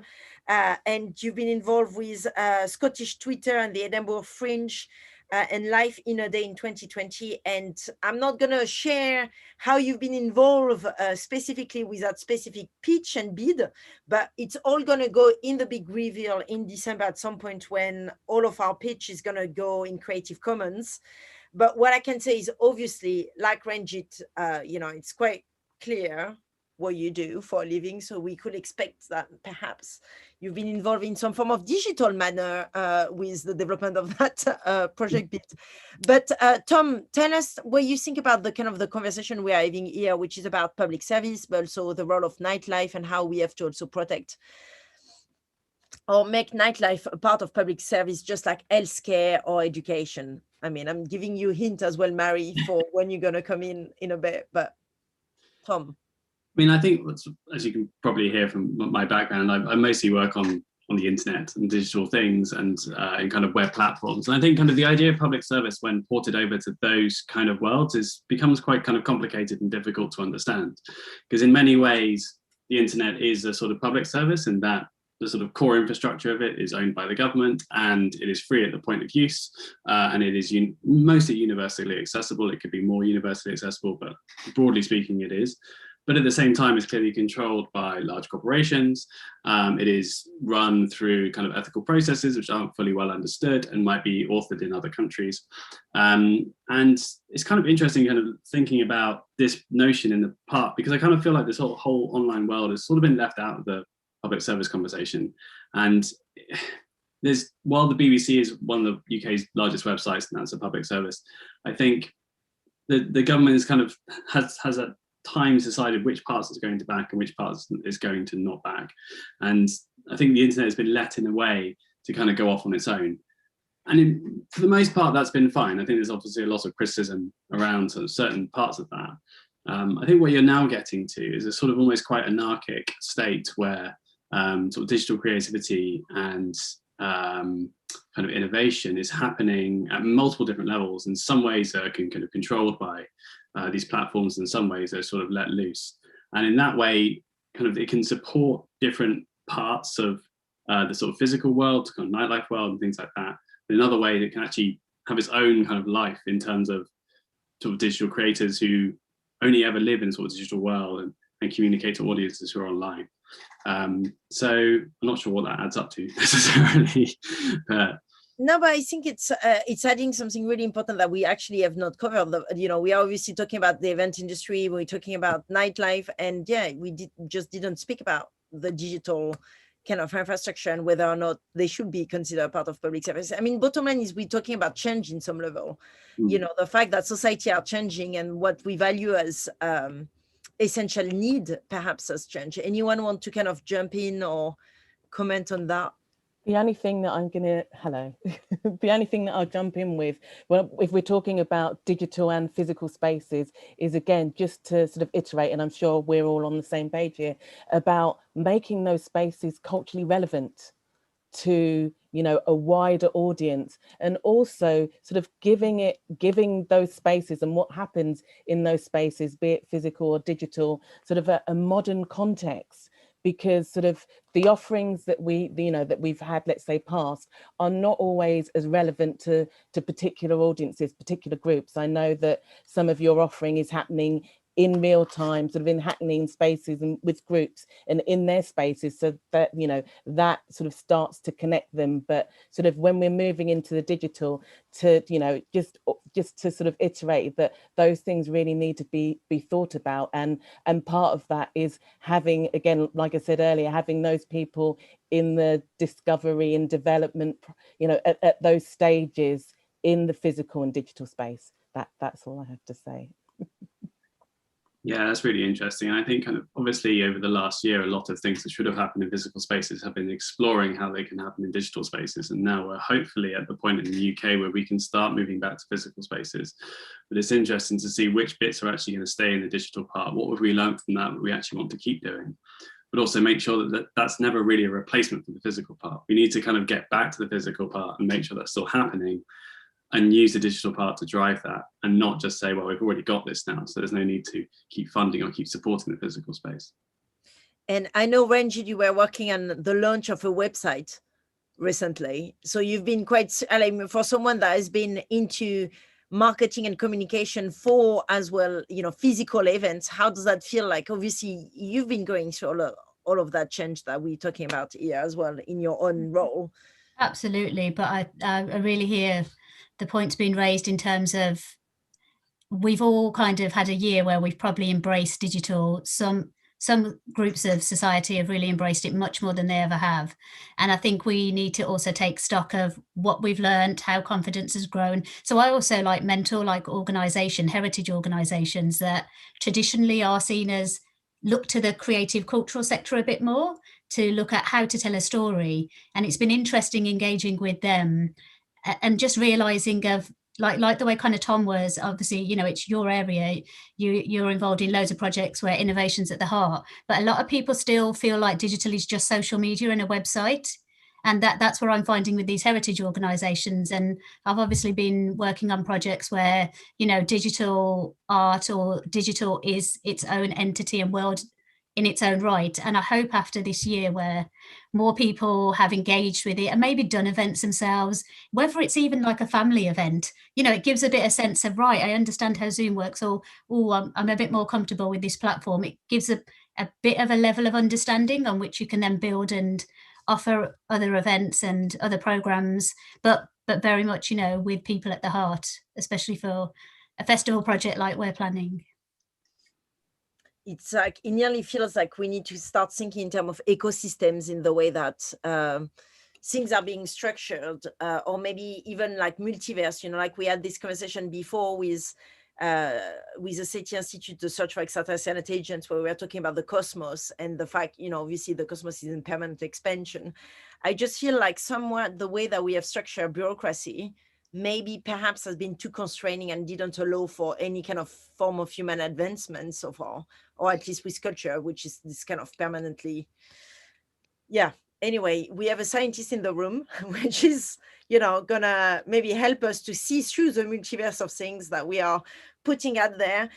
We have Dr. Kate Morris here, who is a virologist and a public servant, and you're research scientist at California Department of Public Health, California Department of, sorry, double time, I've got it in my notes. But anyway, double time, you are at the California Department of Public Health and you're working as a virologist on the latest variant of COVID. And I wanted to ask you this question because, and I wanted you to be in there because I keep on talking about the fact that we need to bring in the event industry. I mean, you probably have gathered from our conversation, we need to bring the event industry, we need to bring nightlife, but not only, we just spoke about digital and other sphere into the public service. And to some level, healthcare is definitely one thing that everybody agree is an essential need. But somewhat, all of the others elements are not, you know, and maybe I'm being a bit biased there and I'm going to be told off for saying this, but like for me, it's as essential. Or what do you think? So you're saying as essential as nightlife and yeah, I mean, it's all essential. Absolutely. I mean, in public health, I mean, I think that we realize that social interactions are very, very important for your personal health. I mean, there's lots and lots of research that's shown that. And so people have definitely suffered this year from the isolation. I was just reading that of published papers about COVID in about April of last year, the papers that looked at hospitalizations and transmission and progression of the disease sort of plateaued in about late April, and then papers coming out about mental health and social aspects of the disease really started picking up. So it's a big area of research in the scientific community as well, and thought of as equally important for people's personal health. And so tell us about public servant. What does that mean? Because I think public servant in the US is something very specific. So, you know, we don't, I mean, there is not such thing, I don't believe, in the UK, am I right? Something called public servants. Like, I don't think. Well, you do have the public health service in the UK. And I mean, I think that it's very similar to that. But a nurse, for example, wouldn't be said to be a public servant. Well, in the US, you do have, you know, like a nurse is a public servant or. Well, okay, so you have, I'm not a medical doctor, I have a PhD. And so medicine and public health are kind of separate in that way. There are public health medical officers and nurses, but most people in public health are either doing scientific research or scientific research that supports epidemiology, or like there's a huge array, variety of fields like maternal child health or water purity or air purity. So it's a huge field. And those in the public health realm, generally, we are public servants. And just explain us, what does that mean exactly? What sort of? So I'm an employee of the state of California, and our mission is to protect the health of Californians, and however the health of Californians fits in with the context of the US and the world. And like I don't work on, the research I do affects public health more than just going after like a basic research problem. So for example, right now I'm working with the variants of COVID and looking to see how well people who have been vaccinated against COVID or have previously been infected with COVID are able to resist these variants. And so that's, and the question of the variant is very important for public health, because we are seeing that the vaccines are not as effective against some of these variants. So the big picture would be to try and get everybody vaccinated, because the variants arise when there's a lot of transmission of COVID, because each time the virus passes between people, it makes mistakes. And some of those mistakes can turn into a variant that can become more infectious. And so what we want to do in a public health sense is to reach immunity in the population. So the amount of transmission goes down and the frequencies of these variants popping up also goes down. But there's a big problem because, you know, I might be working on public health in California or in the United States, but only 1.2% of the world's population has been vaccinated so far. And so the variants don't just develop in your own neighborhood. They're going to be coming from South Africa, from Brazil, from other parts of the world. So this is really a global public health issue that we need to be addressing at the same time. So, you know, the work that I'm doing on variants can show how important that is. Thank you so much, Dr. Mary-Kate Morris, for joining us into this conversation about public service. And I guess we all gathered from this conversation that, you know, you are serving us, the public, in making sure that, well, there is a future for nightlife. So we will make sure to get you, we will make sure to get you involved straight away. You know, I mean, that is also what we want to say to anyone watching us here. You know, we are thinking about bringing a lot of people like Mary-Kate Morris to help us, making sure that we can actually do have a physical as well aspect to this festival. But thank you so much for taking some time away from the lab and talking to us and sharing some thought about public service and being a public servant with us. Oh, it was great. Thank you for having me. Thank you. Great show. Thank you. Bye. I wonder if we have Uglow or Beth Shulman with us. Tom, do you mind maybe messaging them as well to see if they are going to join us? Yeah, I'll drop them a note. See if you can maybe get them on board. And meanwhile, anyone, Natasha Patterson, don't disappear. Is the time to come in? I mean, help everyone. Ewen, Ranjit, Nelly, I've been on there from 5 p.m. I know you have taken the mic, ladies. Share some thoughts about being a part of this.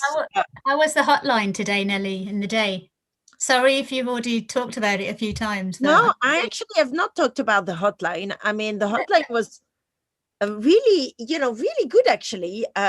We've had like incredible humans joining us, Charlie, Sean, I'm not going to name them all, Amy, Oli, lots of incredible feedbacks and comments about what we should be looking at developing the festival, whether it's transparency, whether it's also, share concerns about the task that we've put ourselves into.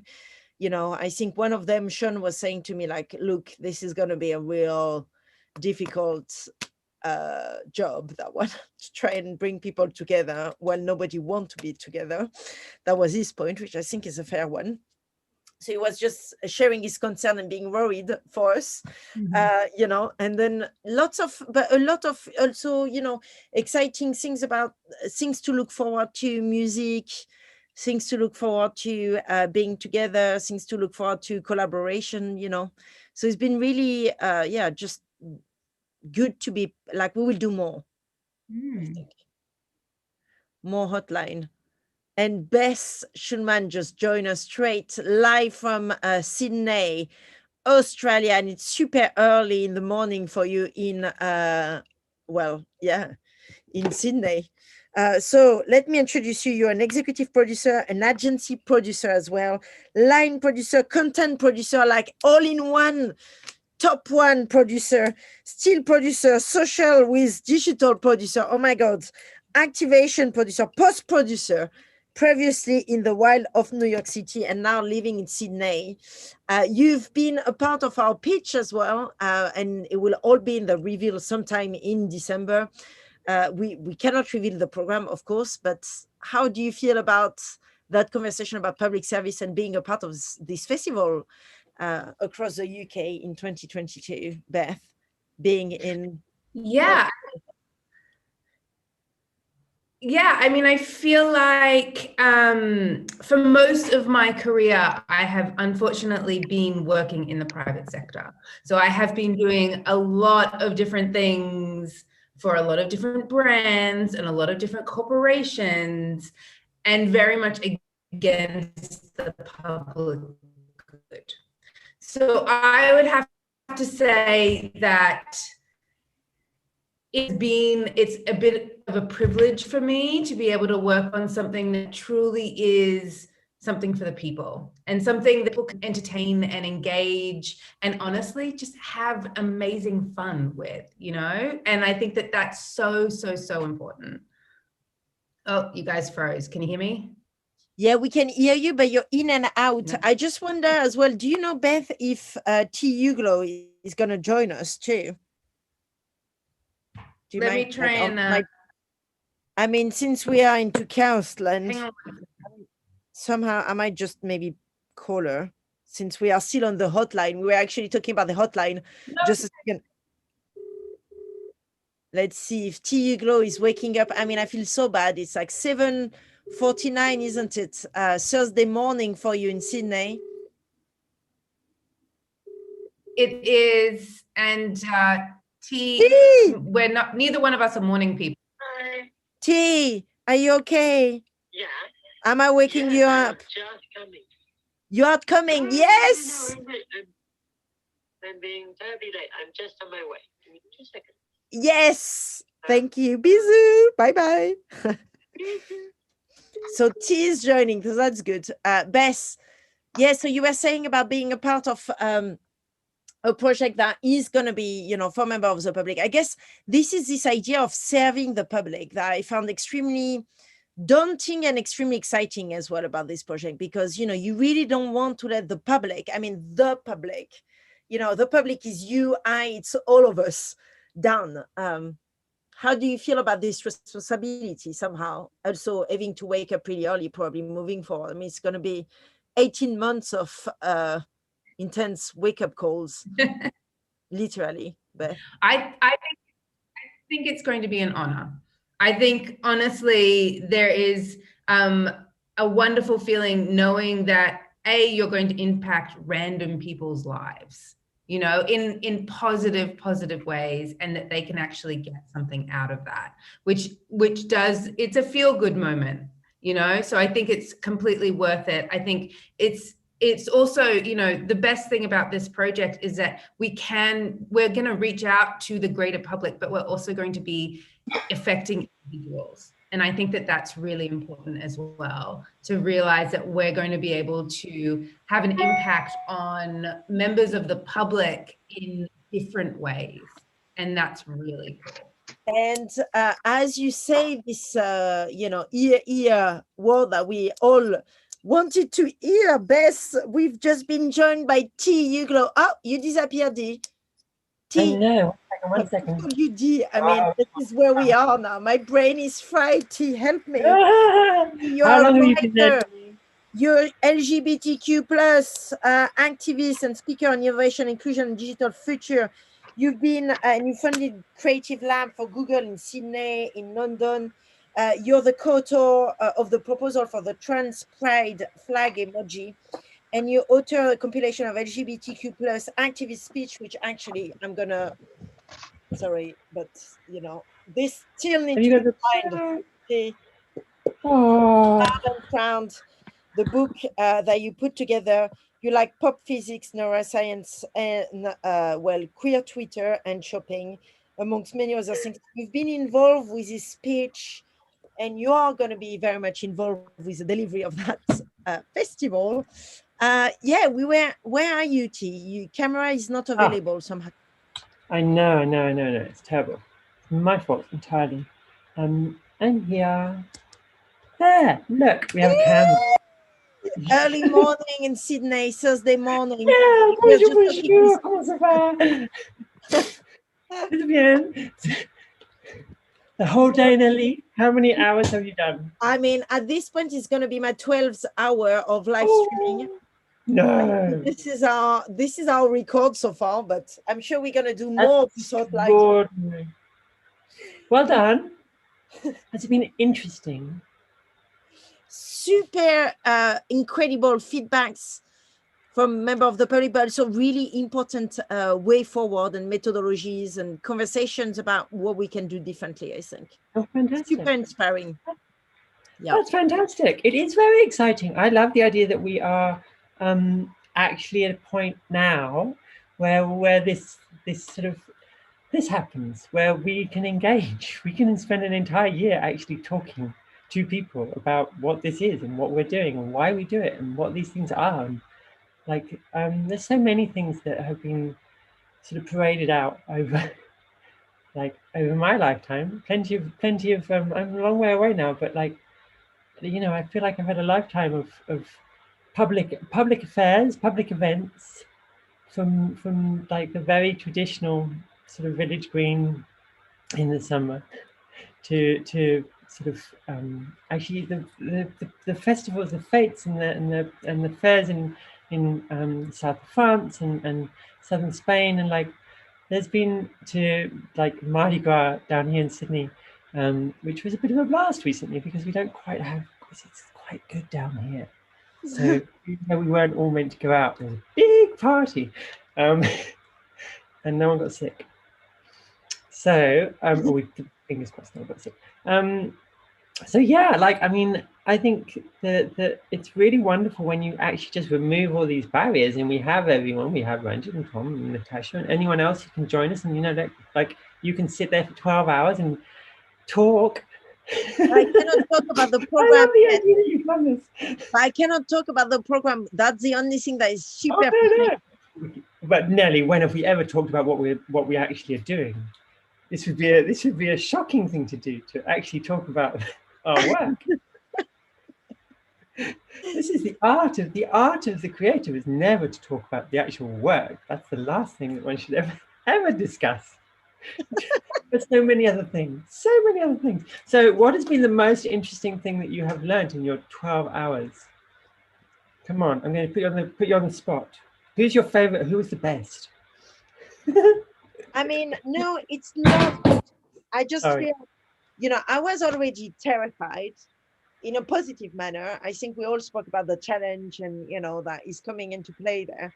And I guess I'm always transcribing to make, I mean, I'm hoping that I look like, you know, I'm confident, but I think inside I'm crippling in, you know, after this day of HOTLINE, realizing, you know, obviously the hopes that are coming and the you know, the kind of the idea of healing is very important to everybody I've been talking to in different respects, whether it's about collective trauma, whether it's about what we can do with this festival to actually give, you know, bring in that element of healing into the industry or the conflict that exists between people and their belief systems. And I think it's a, you know, it's a very difficult one. And to some level, you know, my mom is a GP, so, you know, our life has been spent about, you know, dealing with people, you know, health issues and healing them, you know, and still working towards that. She's still working in the emergency unit now, and she's like far retired at this point.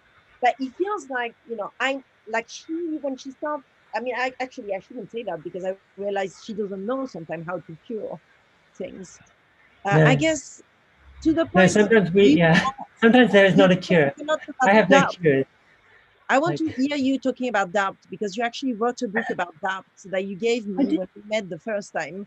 And this has been very like not a, you know, I wouldn't say manifesto, but like something that has been guiding me through a lot of different things and different approaches I've been taking in the past years. But I feel like, yeah, it's the moment for doubting, and it's a good moment, but it's very ready. I think what is useful is like I was just writing something completely separate actually about fairness. I was writing about mental health and fairness, and the idea that the notion that which is I don't know if it's particularly British, but it's certainly that the idea that things can be fair. Certainly in Australia, there's a quite twisted notion of having a fair go, but it's tied up a lot in race and politics down here. So only certain types of people get a fair go, and it's quite visible. And I think that there's this. I'm coming around to the idea that fairness is one of the most peculiarly twisted concoctions that we come up with. We have these wonderful sort of shared agreements about things that are true, like money and laws and morality, all of which aren't true. There's no truth to any of these things. We just agree that there should be. And fairness sits in there as well. We have an agreement that there is an ideal, an archetype of fairness, and that equally, partly for whatever reason, we have this obsession with certainty and truth. And I think that one of the things that's most extraordinary over the last few years is that we have very much like a child who is finally told that Father Christmas does not exist. We have had a real moment of reckoning with the idea of truth and fairness and honesty, which is that they are something that we create through our willfulness. We will the truth into the world. And it's very disconcerting for a population, any population, to finally have, and I think the English in a way on, I was about to say British, but actually I think less than British. The English in a way are very late to the idea that there is no fairness. There's no one sitting there with a clipboard in the sky making decisions.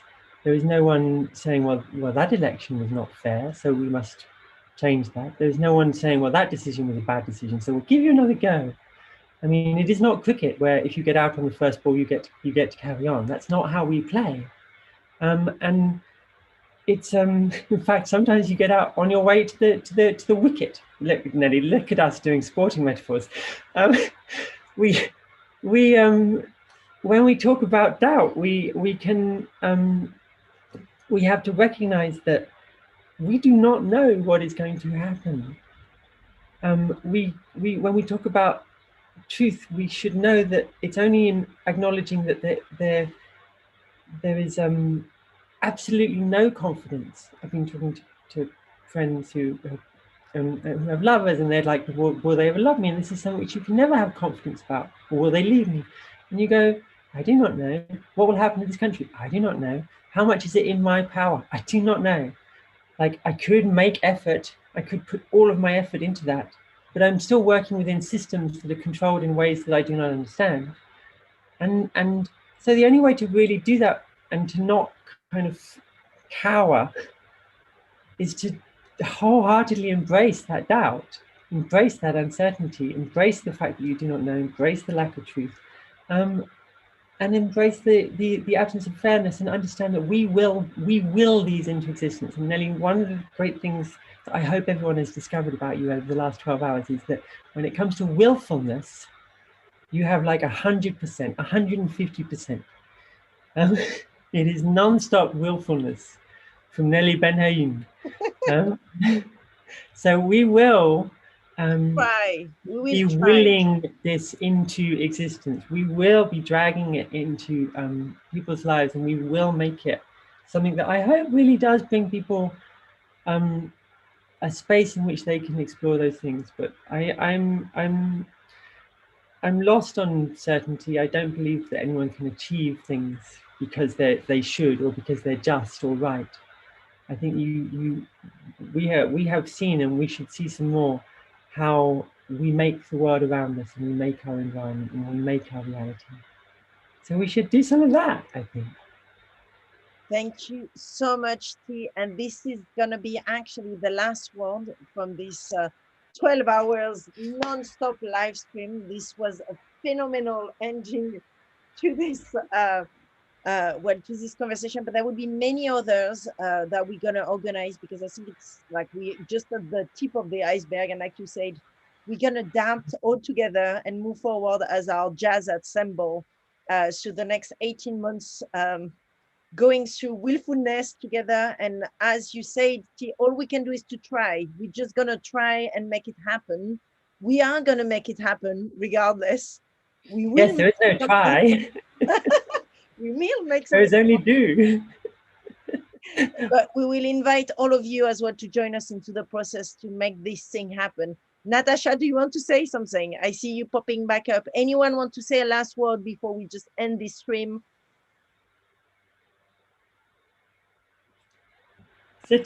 Nelly, I would just like to say that I'm looking forward to the journey with everybody and the team and getting to know everybody.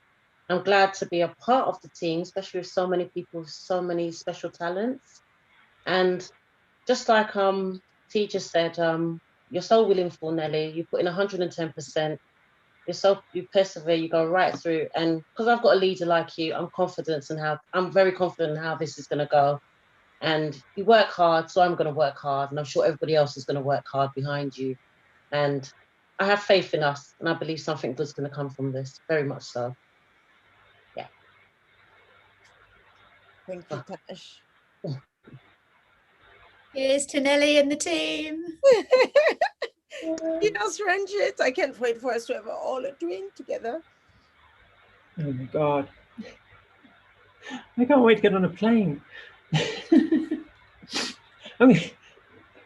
Yeah, I mean, you're welcome home anytime. I feel a long way away, Nelly. It's a long way away. It's been a really long time. I have not felt homesick for the UK like this in a very long time. And I know anyone in the UK is going, what? You're in Australia, it's sunny, which it is. But one of the British section on the British weather. Yeah, tell me. Tom, do you want to say a last word before I end this stream? Just amen to that. I'm looking forward to it. We have some time. It will be fine. It will be great. We're asking the right questions at the right time. That's the main thing I'm taking from this. Mm-hmm. Mm-hmm. Okay, well, thank you so much, everybody, for following us. And please don't act as a stranger. Don't troll us on Twitter or any form of social medias. Just email us, talk to us. You have my phone number. It's been pretty much covered all over the Twitters, but also you have, my email, anything, just feel free to call, email, speak to us. This is the way we're going to make it. This festival is with everybody's feedback, conversation. We are listening. We really are listening. So do speak up and tell us what you think. Thank you so much, everyone, for being a part of it and being a part of this whole conversation. I'm going to stop and end the stream. Can I even end it? I don't even know how I stop it.